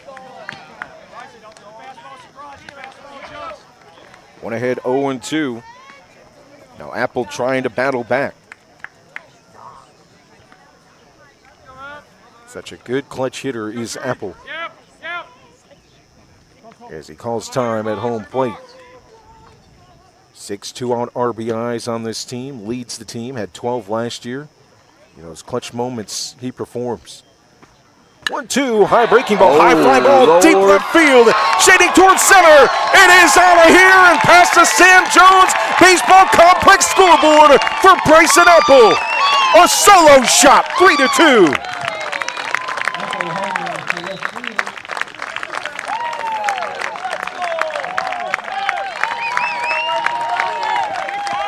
Wentworth, North Carolina is Bombtown, USA for Bryson Apple. Gets 8 strikeouts on the mound and responds at the plate in the 6th with a solo shot to cut it to 1.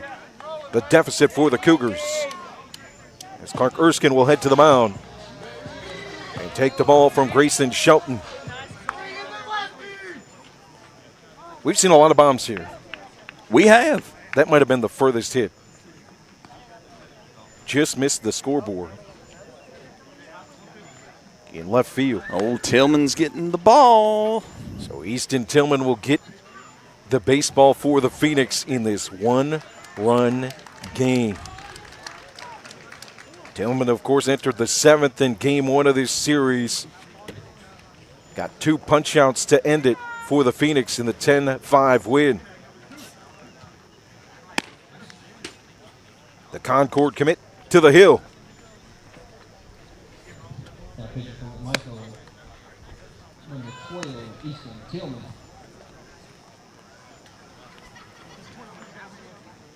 An RBI single for Brady Ross in the 3rd. Offense relatively silent outside of that until that smack from Bryson Apple. To start off the 6th inning. Went down 0-2 in the count. Got back to 1-2, and then driven was that baseball.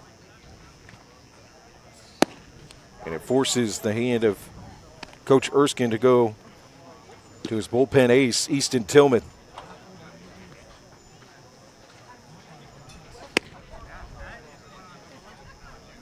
The lefty Tillman, 6 appearances on the year, 1-1, a 1.62 ERA. 4 hits given up, 2 earned runs, 8 2/3 innings pitched, 16 strikeouts to just 6 walks.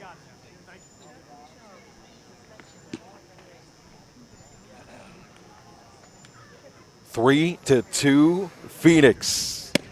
Here in the bottom half of the 6th inning, nobody out. A leadoff solo home run for Bryson Apple. So Rakestraw, Dixon, and Rumley still due up.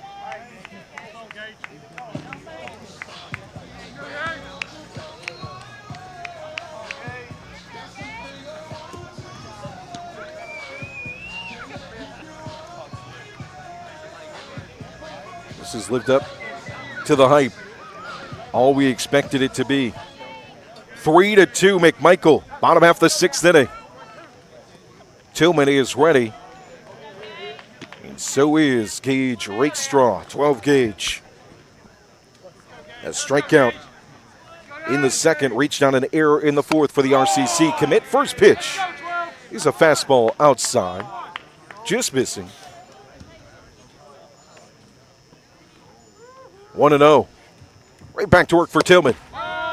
Turns his head, trying to put extra velocity on it. Loses the pitch, though. 2-0. Third base side for the lefty. Nobody on, nobody out. A solo shot here in the 6th cuts the lead for McMichael to 1. Outside fastball, painted black. Drake taking all the way, 2-1. A slight bend of the knees in the stance for Rakestraw. The 2-1 outside and fouled straight back.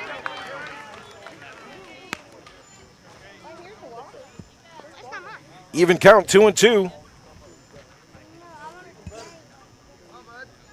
Rake hitting .394 on the year with 14 RBIs. Bases emptied, nobody out. 1-run deficit for the Cougars. Inside corner, caught him looking, strike 3.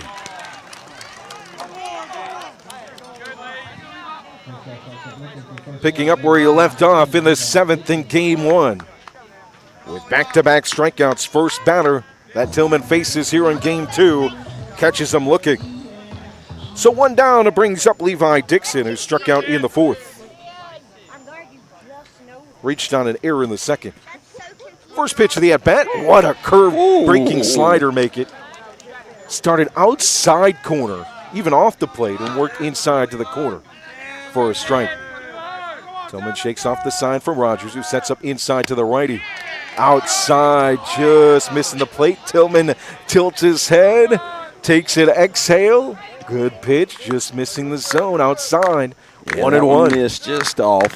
Just off. From the delivery, the 1-1 from the lefty.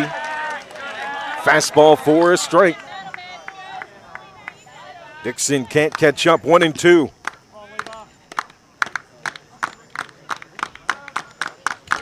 Tillman accepts the sign from Rogers, who sets up inside the 1-2. Darting in the dirt. Going after it is Dixon. Rogers picks it up and throws to first to get the out on the strikeout.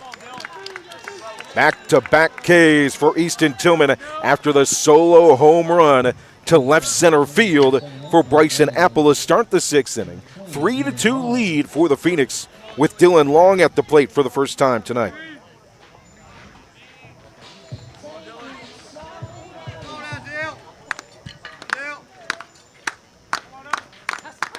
First pitch from Tillman, inside fastball, opposite way. High fly ball will float in the air and right into the glove of Colin Mitchell for the out. A solo shot for Bryson Apple to help his own accord, his second home run of the year. But Easton Tillman enters the game, gets 2 strikeouts and a flyout. 1 run on 1 hit, no errors, nobody left on base. We head to the 7th 1-run ball game here on RoCo Radio and RoCoRadio.com.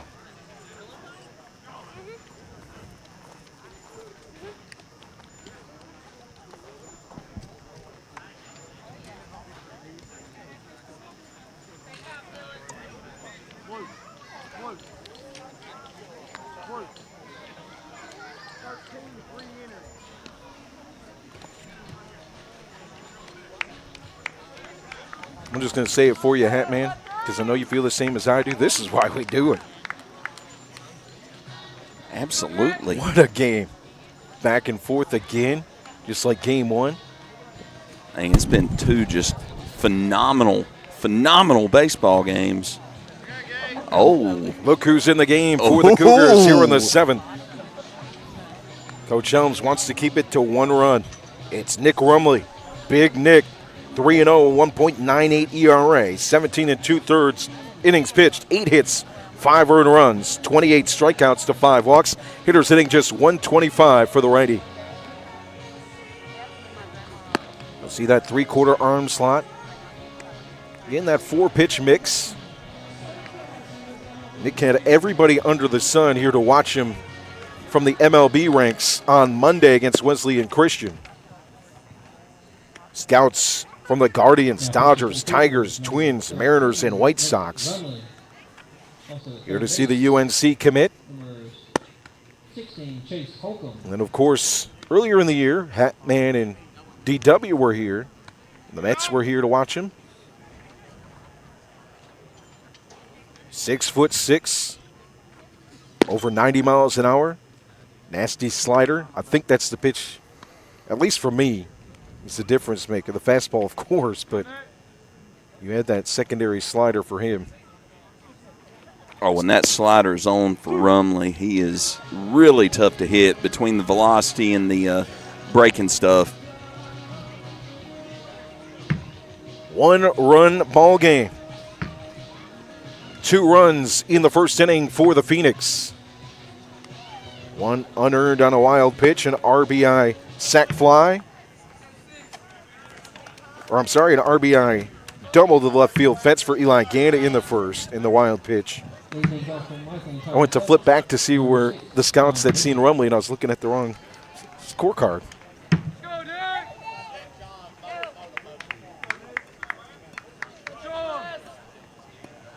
So Rumley enters the 7th inning, and Colin Mitchell will be the first hitter for the Phoenix. Will be 9-1-2 to a solo shot by Bryson Apple in the bottom half of the 6th inning, cut it to 1. But Easton Tillman entered the game and kept it there with 2 strikeouts and a pop fly to right. Now the Cougars and Coach Helms will answer with their big arm in the 7th.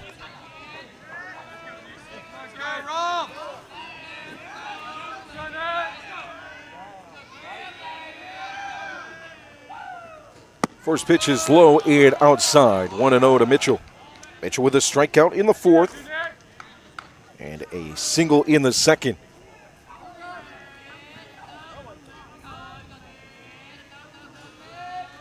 A 1-0 inside fastball, the two-seamer. Running into the hitter for a strike.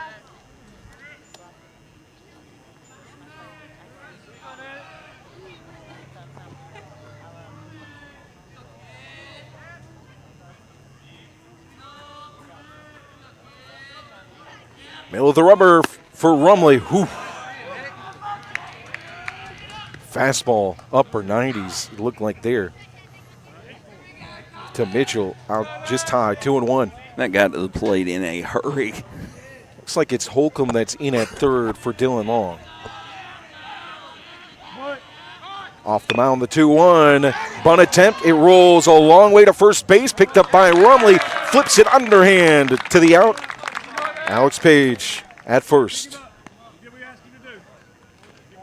Well, good bunt there by Mitchell, getting it up the line. Rumley just fielding his position well, makes the good play to get him at first. Brings up Easton Tillman. The all-time hits leader for the Phoenix. Drew a walk in the first, had a single in the fifth.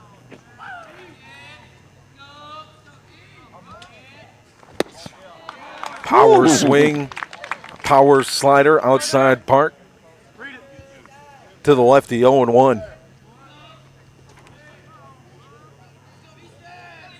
Rumley settles first base side. The 0-1 fastball, all corner to the lefty. Big Nick ahead, 0-2.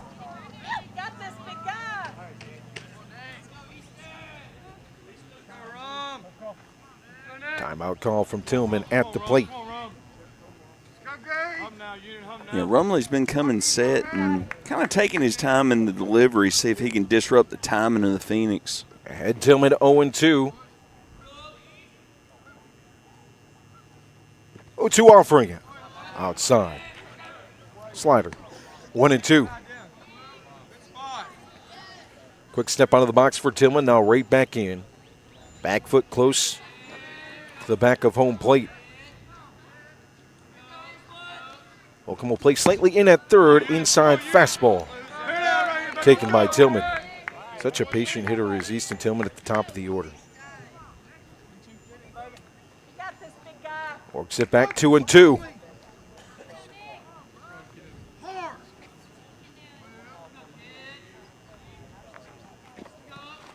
First base side for Nick Rumley with nobody on and one out. 2-2. Pop fly opposite way in left field. Brady Ross sets up a tent, camps under it, and makes the play.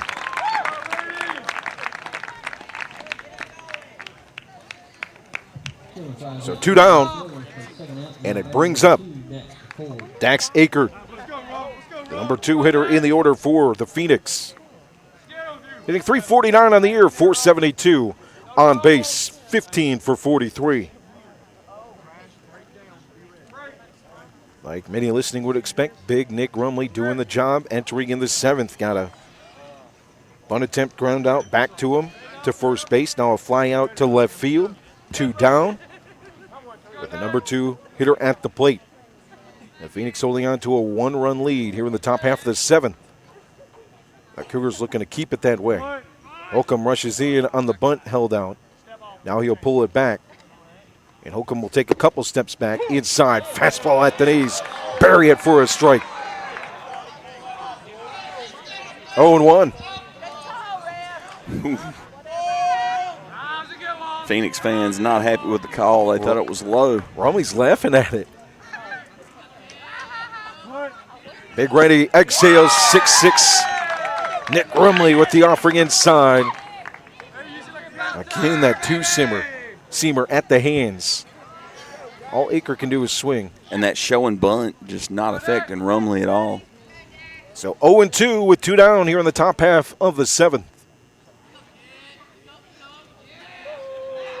Here's the 0-2 from Rumley. Outside, backhand stop from Rakestraw.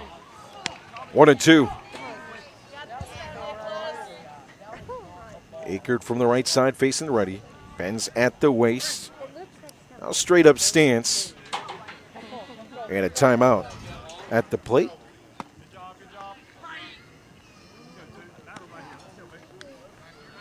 One and two count, 2 down. 1-run lead for the Phoenix here in the 7th.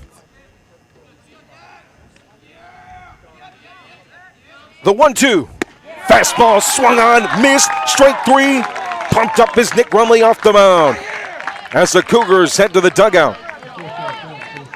1, 2, 3 they go. A strikeout for Nick Rumley to end the top half of the 7th inning. No runs on no hits, no errors. Nobody reaches base. Cougars down 1. One last chance. Bottom half of the 7th inning here on RoCo Radio, RoCoRadio.com.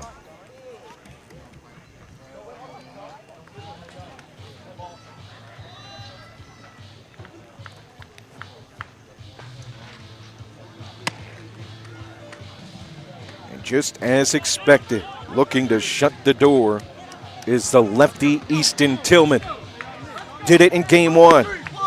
Got 2 strikeouts to end the game. He'll look to do it here against this potent Rockingham County Cougar offense. It'll be 8-9 and 1, 2 up here in the 7th for Rockingham County. Brady Hicks, Alex Page, and then back to the top for Brady Ross.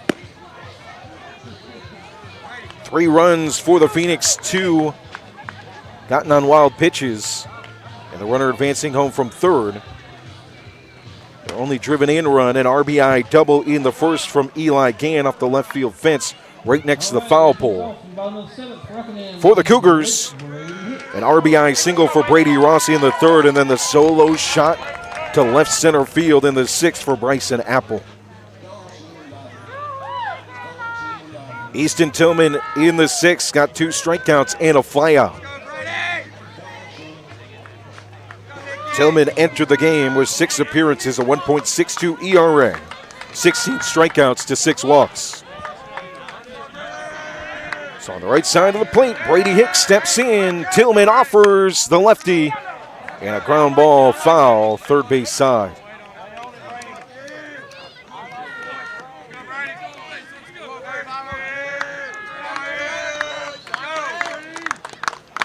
Oh, and 1 the count.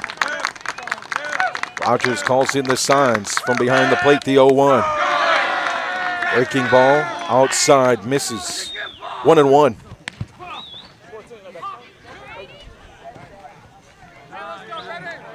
Three-2 ball game. Phoenix lead. Cougars at the plate. Tillman's pitch breaks into the zone from the left-handed batter's box. Just getting a piece is Hicks, 1-2. Foul it straight back. Glad to have you along here on RoCo Radio, RoCoRadio.com. Game 2 of the Mid-State Conference Season Series. 1-2, high inside fastball, good take from Hicks. On the appeal down to first. Only 2-2. Yeah, he held on that one. Good call. Lefty Tillman, righty Hicks. 1-run ball game. Here in the bottom half of the 7th, outside fastball wailing away is Hicks. Tillman gets the strikeout.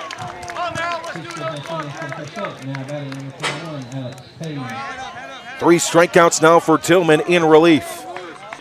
Brings up Alex Page, who's had 2 great at-bats in this one. In the 3rd and in the 5th, battling back to draw walks.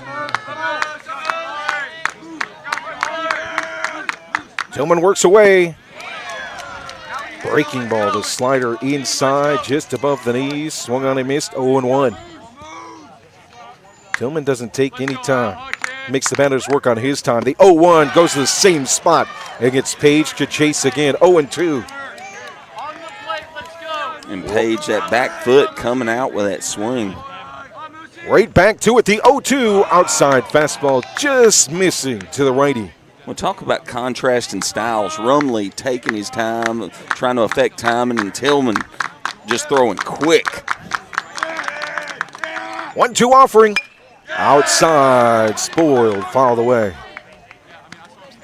1-2. Cougars looking to add a run to keep this game alive. The Phoenix looking to shut the door. With the relief ace, Easton Tillman on the mound.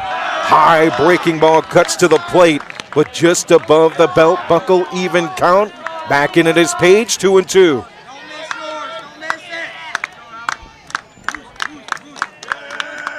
Third base side for Tillman, rocks and fires a 2-2. High pop-up, foul territory, straight back. And off the press box. 2-2. 3-2 lead for the Phoenix. One down on the punch out of Brady Hicks for Tillman. His third strikeout of the game since entering in the 6th inning. Page fighting off pitches, trying to reach base safely for the 3rd time tonight. The 3-2-2 ground ball is to second base, fielded by Gann into the glove, 2 down. Just a smooth operator on the mound, and at second base, Eli Gann making the routine play for the out, 2 down. So down to the final out, and the leadoff man, Brady Ross, at the plate. Both teams stand with 1 loss in the Mid-State Conference, 6-1 overall for the Phoenix, 5-1 for the Cougars. Third base side for Easton Tillman. Base is empty. First pitch is a spinner inside at the knees for a strike. 0-1. Ross taking all the way right back to the box. Here's the 0-1. Fastball. Late release from Tillman. Out of the crouches, Rogers. Left-handed batter's box. 1-1. There's the 1-1 from Tillman. Breaking ball, ground ball to Shelton. It's off of his stomach. It'll roll into left field. He got down to one knee like you teach. Just a hot shot. And Ross keeps it alive. Yeah, it seemed to take a little bit of a funny hop to his left. He's unable to come up with it. Ball goes off his body into the outfield. So here comes Luke Stripmatter. Rare miscue from Shelton. Gets a pat on the helmet from the man on deck, Hudson Deal, as he steps in. Yet to get a hit in this one. Grounds outs in the 1st and 5th and a strikeout in the 3rd. First pitch of the at-bat from Tillman is high and outside 1-0. 5.38 average for Stripmatter.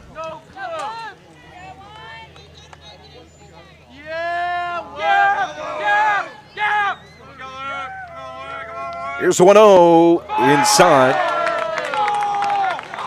Not that it plays as far as stolen bases. With 2 outs, you don't want to throw the tying run away, but there is speed at first base. In Ross, who has 17 stolen bases, won't come into play here, but the speed on the base pass could. Here's the 2-0. Whoa, out of the crouch on the fastball. That one was way away from the plate. 3-0. Tillman grabs some dirt on the back of the mound. Now climbs it. Third base side. The lefty has a 3-0 count with 2 down. To the number 2 hitter, Luke Stripmatter. Runner on first is Ross. Fastball outside corner, missing, and Luke Stripmatter to first base. Runners on first and second. And Hudson Deal at the plate. Here comes Erskine with a smile. I love Coach Erskine. He loves this game. He knows the moment. Yeah. 2 on, 2 out, and you got Deal and Apple. Of course, Deal Deal up. Deal hitless in this one, but riding a 35-game hit streak, and Apple with a solo shot in the 6th. You don't want to put Deal on. You also want to have confidence in your relief ace, Easton Tillman, who's done it all year long. So after the meeting on the mound, Tillman climbs the hill. Third base side, runners on first and second for Rockingham County, and Hudson Deal at the plate. 3 home runs on the year, a .556 average. That's third in the 5A. And 23 RBIs, that ranks 4th.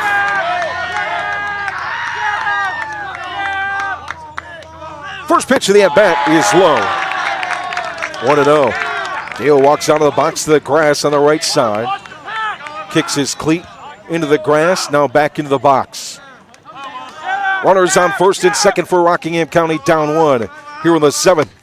And 2 outs, a strike on the inside part at the belt. Even it up 1-1. Comes down to this. The lefty Tillman holds the glove. Chest level. The 1-1. High fastball away. Hitters count for number 15. 2-1.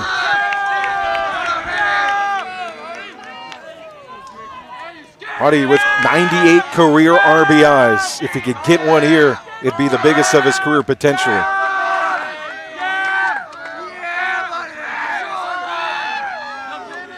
The 2-1 from Tillman outside going after it is Huddy. It'll be strike 2, but back to the backstop.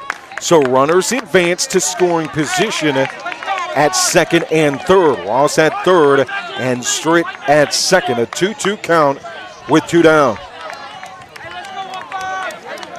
Howdy a .524 average with runners in scoring position. Passed ball puts a run 90 feet from scoring. Here's the 2-2 offering from Tillman. Down the plate, opposite way, high fly ball right field. Tracking in and making the catches, Mitchell to end the game. McMichael wins it 3-2. And sweeps the season series. Back-to-back wins against the Cougars for the first time since the 2022 and 2021 season. What a game. That deserves all the accolades for both teams.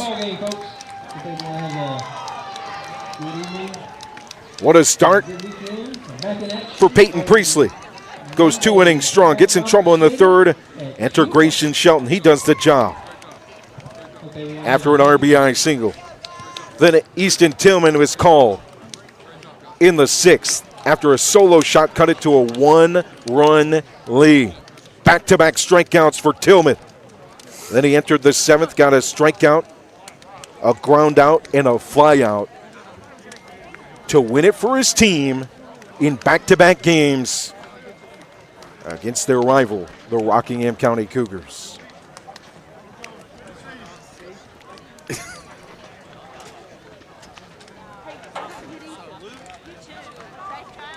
So for McMichael, they move to 12-2 on the year. That's 6 straight for the Phoenix. They move to 6-1 on the road this season and 7-1 in the Mid-State Conference. So up next for McMichael. They head to the beach on Monday. They'll take on Havelock in the battle for Big Rock at East Carteret, West Carteret, and Croatan High School. So on Monday, they'll take on Havelock at East Carteret at 7 o'clock. On Tuesday at 7, they'll take on West Carteret at West Carteret High School. And then Wednesday at 10 a.m., McMichael will take on Person at Croatan High School in the battle for Big Rock. For the Cougars, they'll return to action next week here at home. On Monday, they'll take on Corvian Community. That'll be first pitch at 2 o'clock. On Wednesday, they travel to Northern Guilford to take on the Nighthawks. First pitch set for 7 p.m. We'll bring you both games here on RoCo Radio and RoCoRadio.com. As Rockingham County falls to 10-4 on the year, 8-2 here at Sam Jones Baseball Complex, and 5-2 in the Mid-State Conference.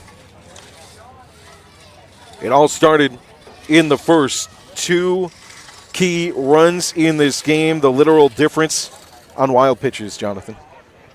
Yeah, just one little mental lapse, one ball getting away from you can cost you, and it wound up being the difference in the game tonight. 3-2 Phoenix victory. Great performance by Bryson Apple. Went 5 1/3, gave up 3 hits, 3 walks, 8 strikeouts. Credited with giving up 3 runs, but only 1 of them earned. Just a great performance by him in the start. It's just little mistakes that wind up costing games sometimes, and this was a great one. This had all the star power of a Marvel movie throughout. In the first, it was the RBI double off the left field fence near the foul pole at the 3:20 mark for Eli Gann, the driven-in run in the first inning. And those 2 runs scoring on wild pitches, the 3 runs for the Phoenix. Phoenix just had hits in the first, second, and 5th inning. But it was enough. I'll tell you, how about Chase Holcomb coming in? Pitched 2/3 of an inning, no walks, no hits, got a strikeout. Really kept the Cougars in this game to set up the opportunity to win here at the end. He and Nick Rumley coming in relief. Rumley comes in the 7th with all the pressure in the world to keep it a 1-run game. He does so, gets the out on a bunt attempt. Back to him to first base, and a fly out to left field, and a strikeout to end the top half of the 7th inning. And the next man to take the mound, he must be made of diamonds because pressure doesn't get to him. Easton Tillman. He entered in the 6th after a solo shot from Bryson Apple, cut it to 1 run. Got a strikeout looking of Gage Rakestraw, punched out Levi Dixon, got a fly out to right field. We go to the 7th inning. He's up 1, looking to close the game. Starts things off with a strikeout of Brady Hicks. Quickly working, gets the ground out from Alex Page to second base. A single to Brady Ross kept things alive, a walk to Luke Strittmatter. But then at the end of the day, the big bopper at the plate. The 35-game hit streak comes to an end for Hudson Deal off the arm of the lefty Easton Tillman, who forces him to a fly out to right field to end the game. Yeah, great job coming in to finish the game by Tillman and the Phoenix pitching staff overall. Only giving up 4 hits in the game, 4 walks, 7 strikeouts, and giving up just 2 runs. Great strategy by Coach Erskine, going with that one trip through strategy with his pitching staff. It's something that I've advocated for a long time, to keep your pitch counts down, force the other team to look at different pitchers. And if you've got 3 to 4 guys that can get in there and throw strikes and trust the defense to play behind them, you don't need an ace to go 6 innings if you've got that. And for anybody out there down, thinking this is the end of the world, this is stone sharpening stone for the playoffs. Absolutely. This moment will live with the Cougars for the rest of the season. This moment will live with the Phoenix for the rest of the season. These competitions against good teams, and both these teams are good teams, only build each other up. A 10-5 win in Game 1 for the Phoenix.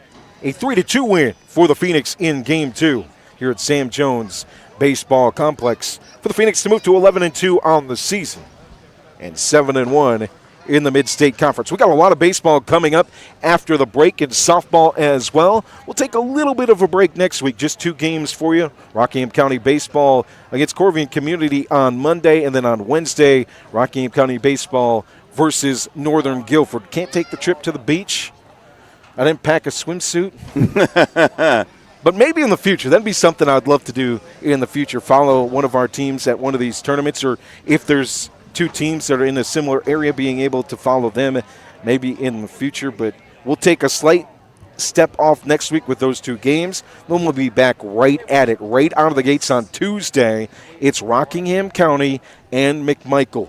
Game 2 on the softball diamond. Many other great games taking place right away Tuesday and Wednesday on the baseball and softball slate. Make sure you stay tuned to where we will be over the next couple weeks by giving us a follow on Facebook. We're so close to 2,000 followers. So close. Help us out at Facebook.com/Radio Rockingham. That's Facebook.com/Radio Rockingham. Follow our stories. We'll write up what happened over at the beach for our teams on our Substack page, RoCoRadioSports.substack.com.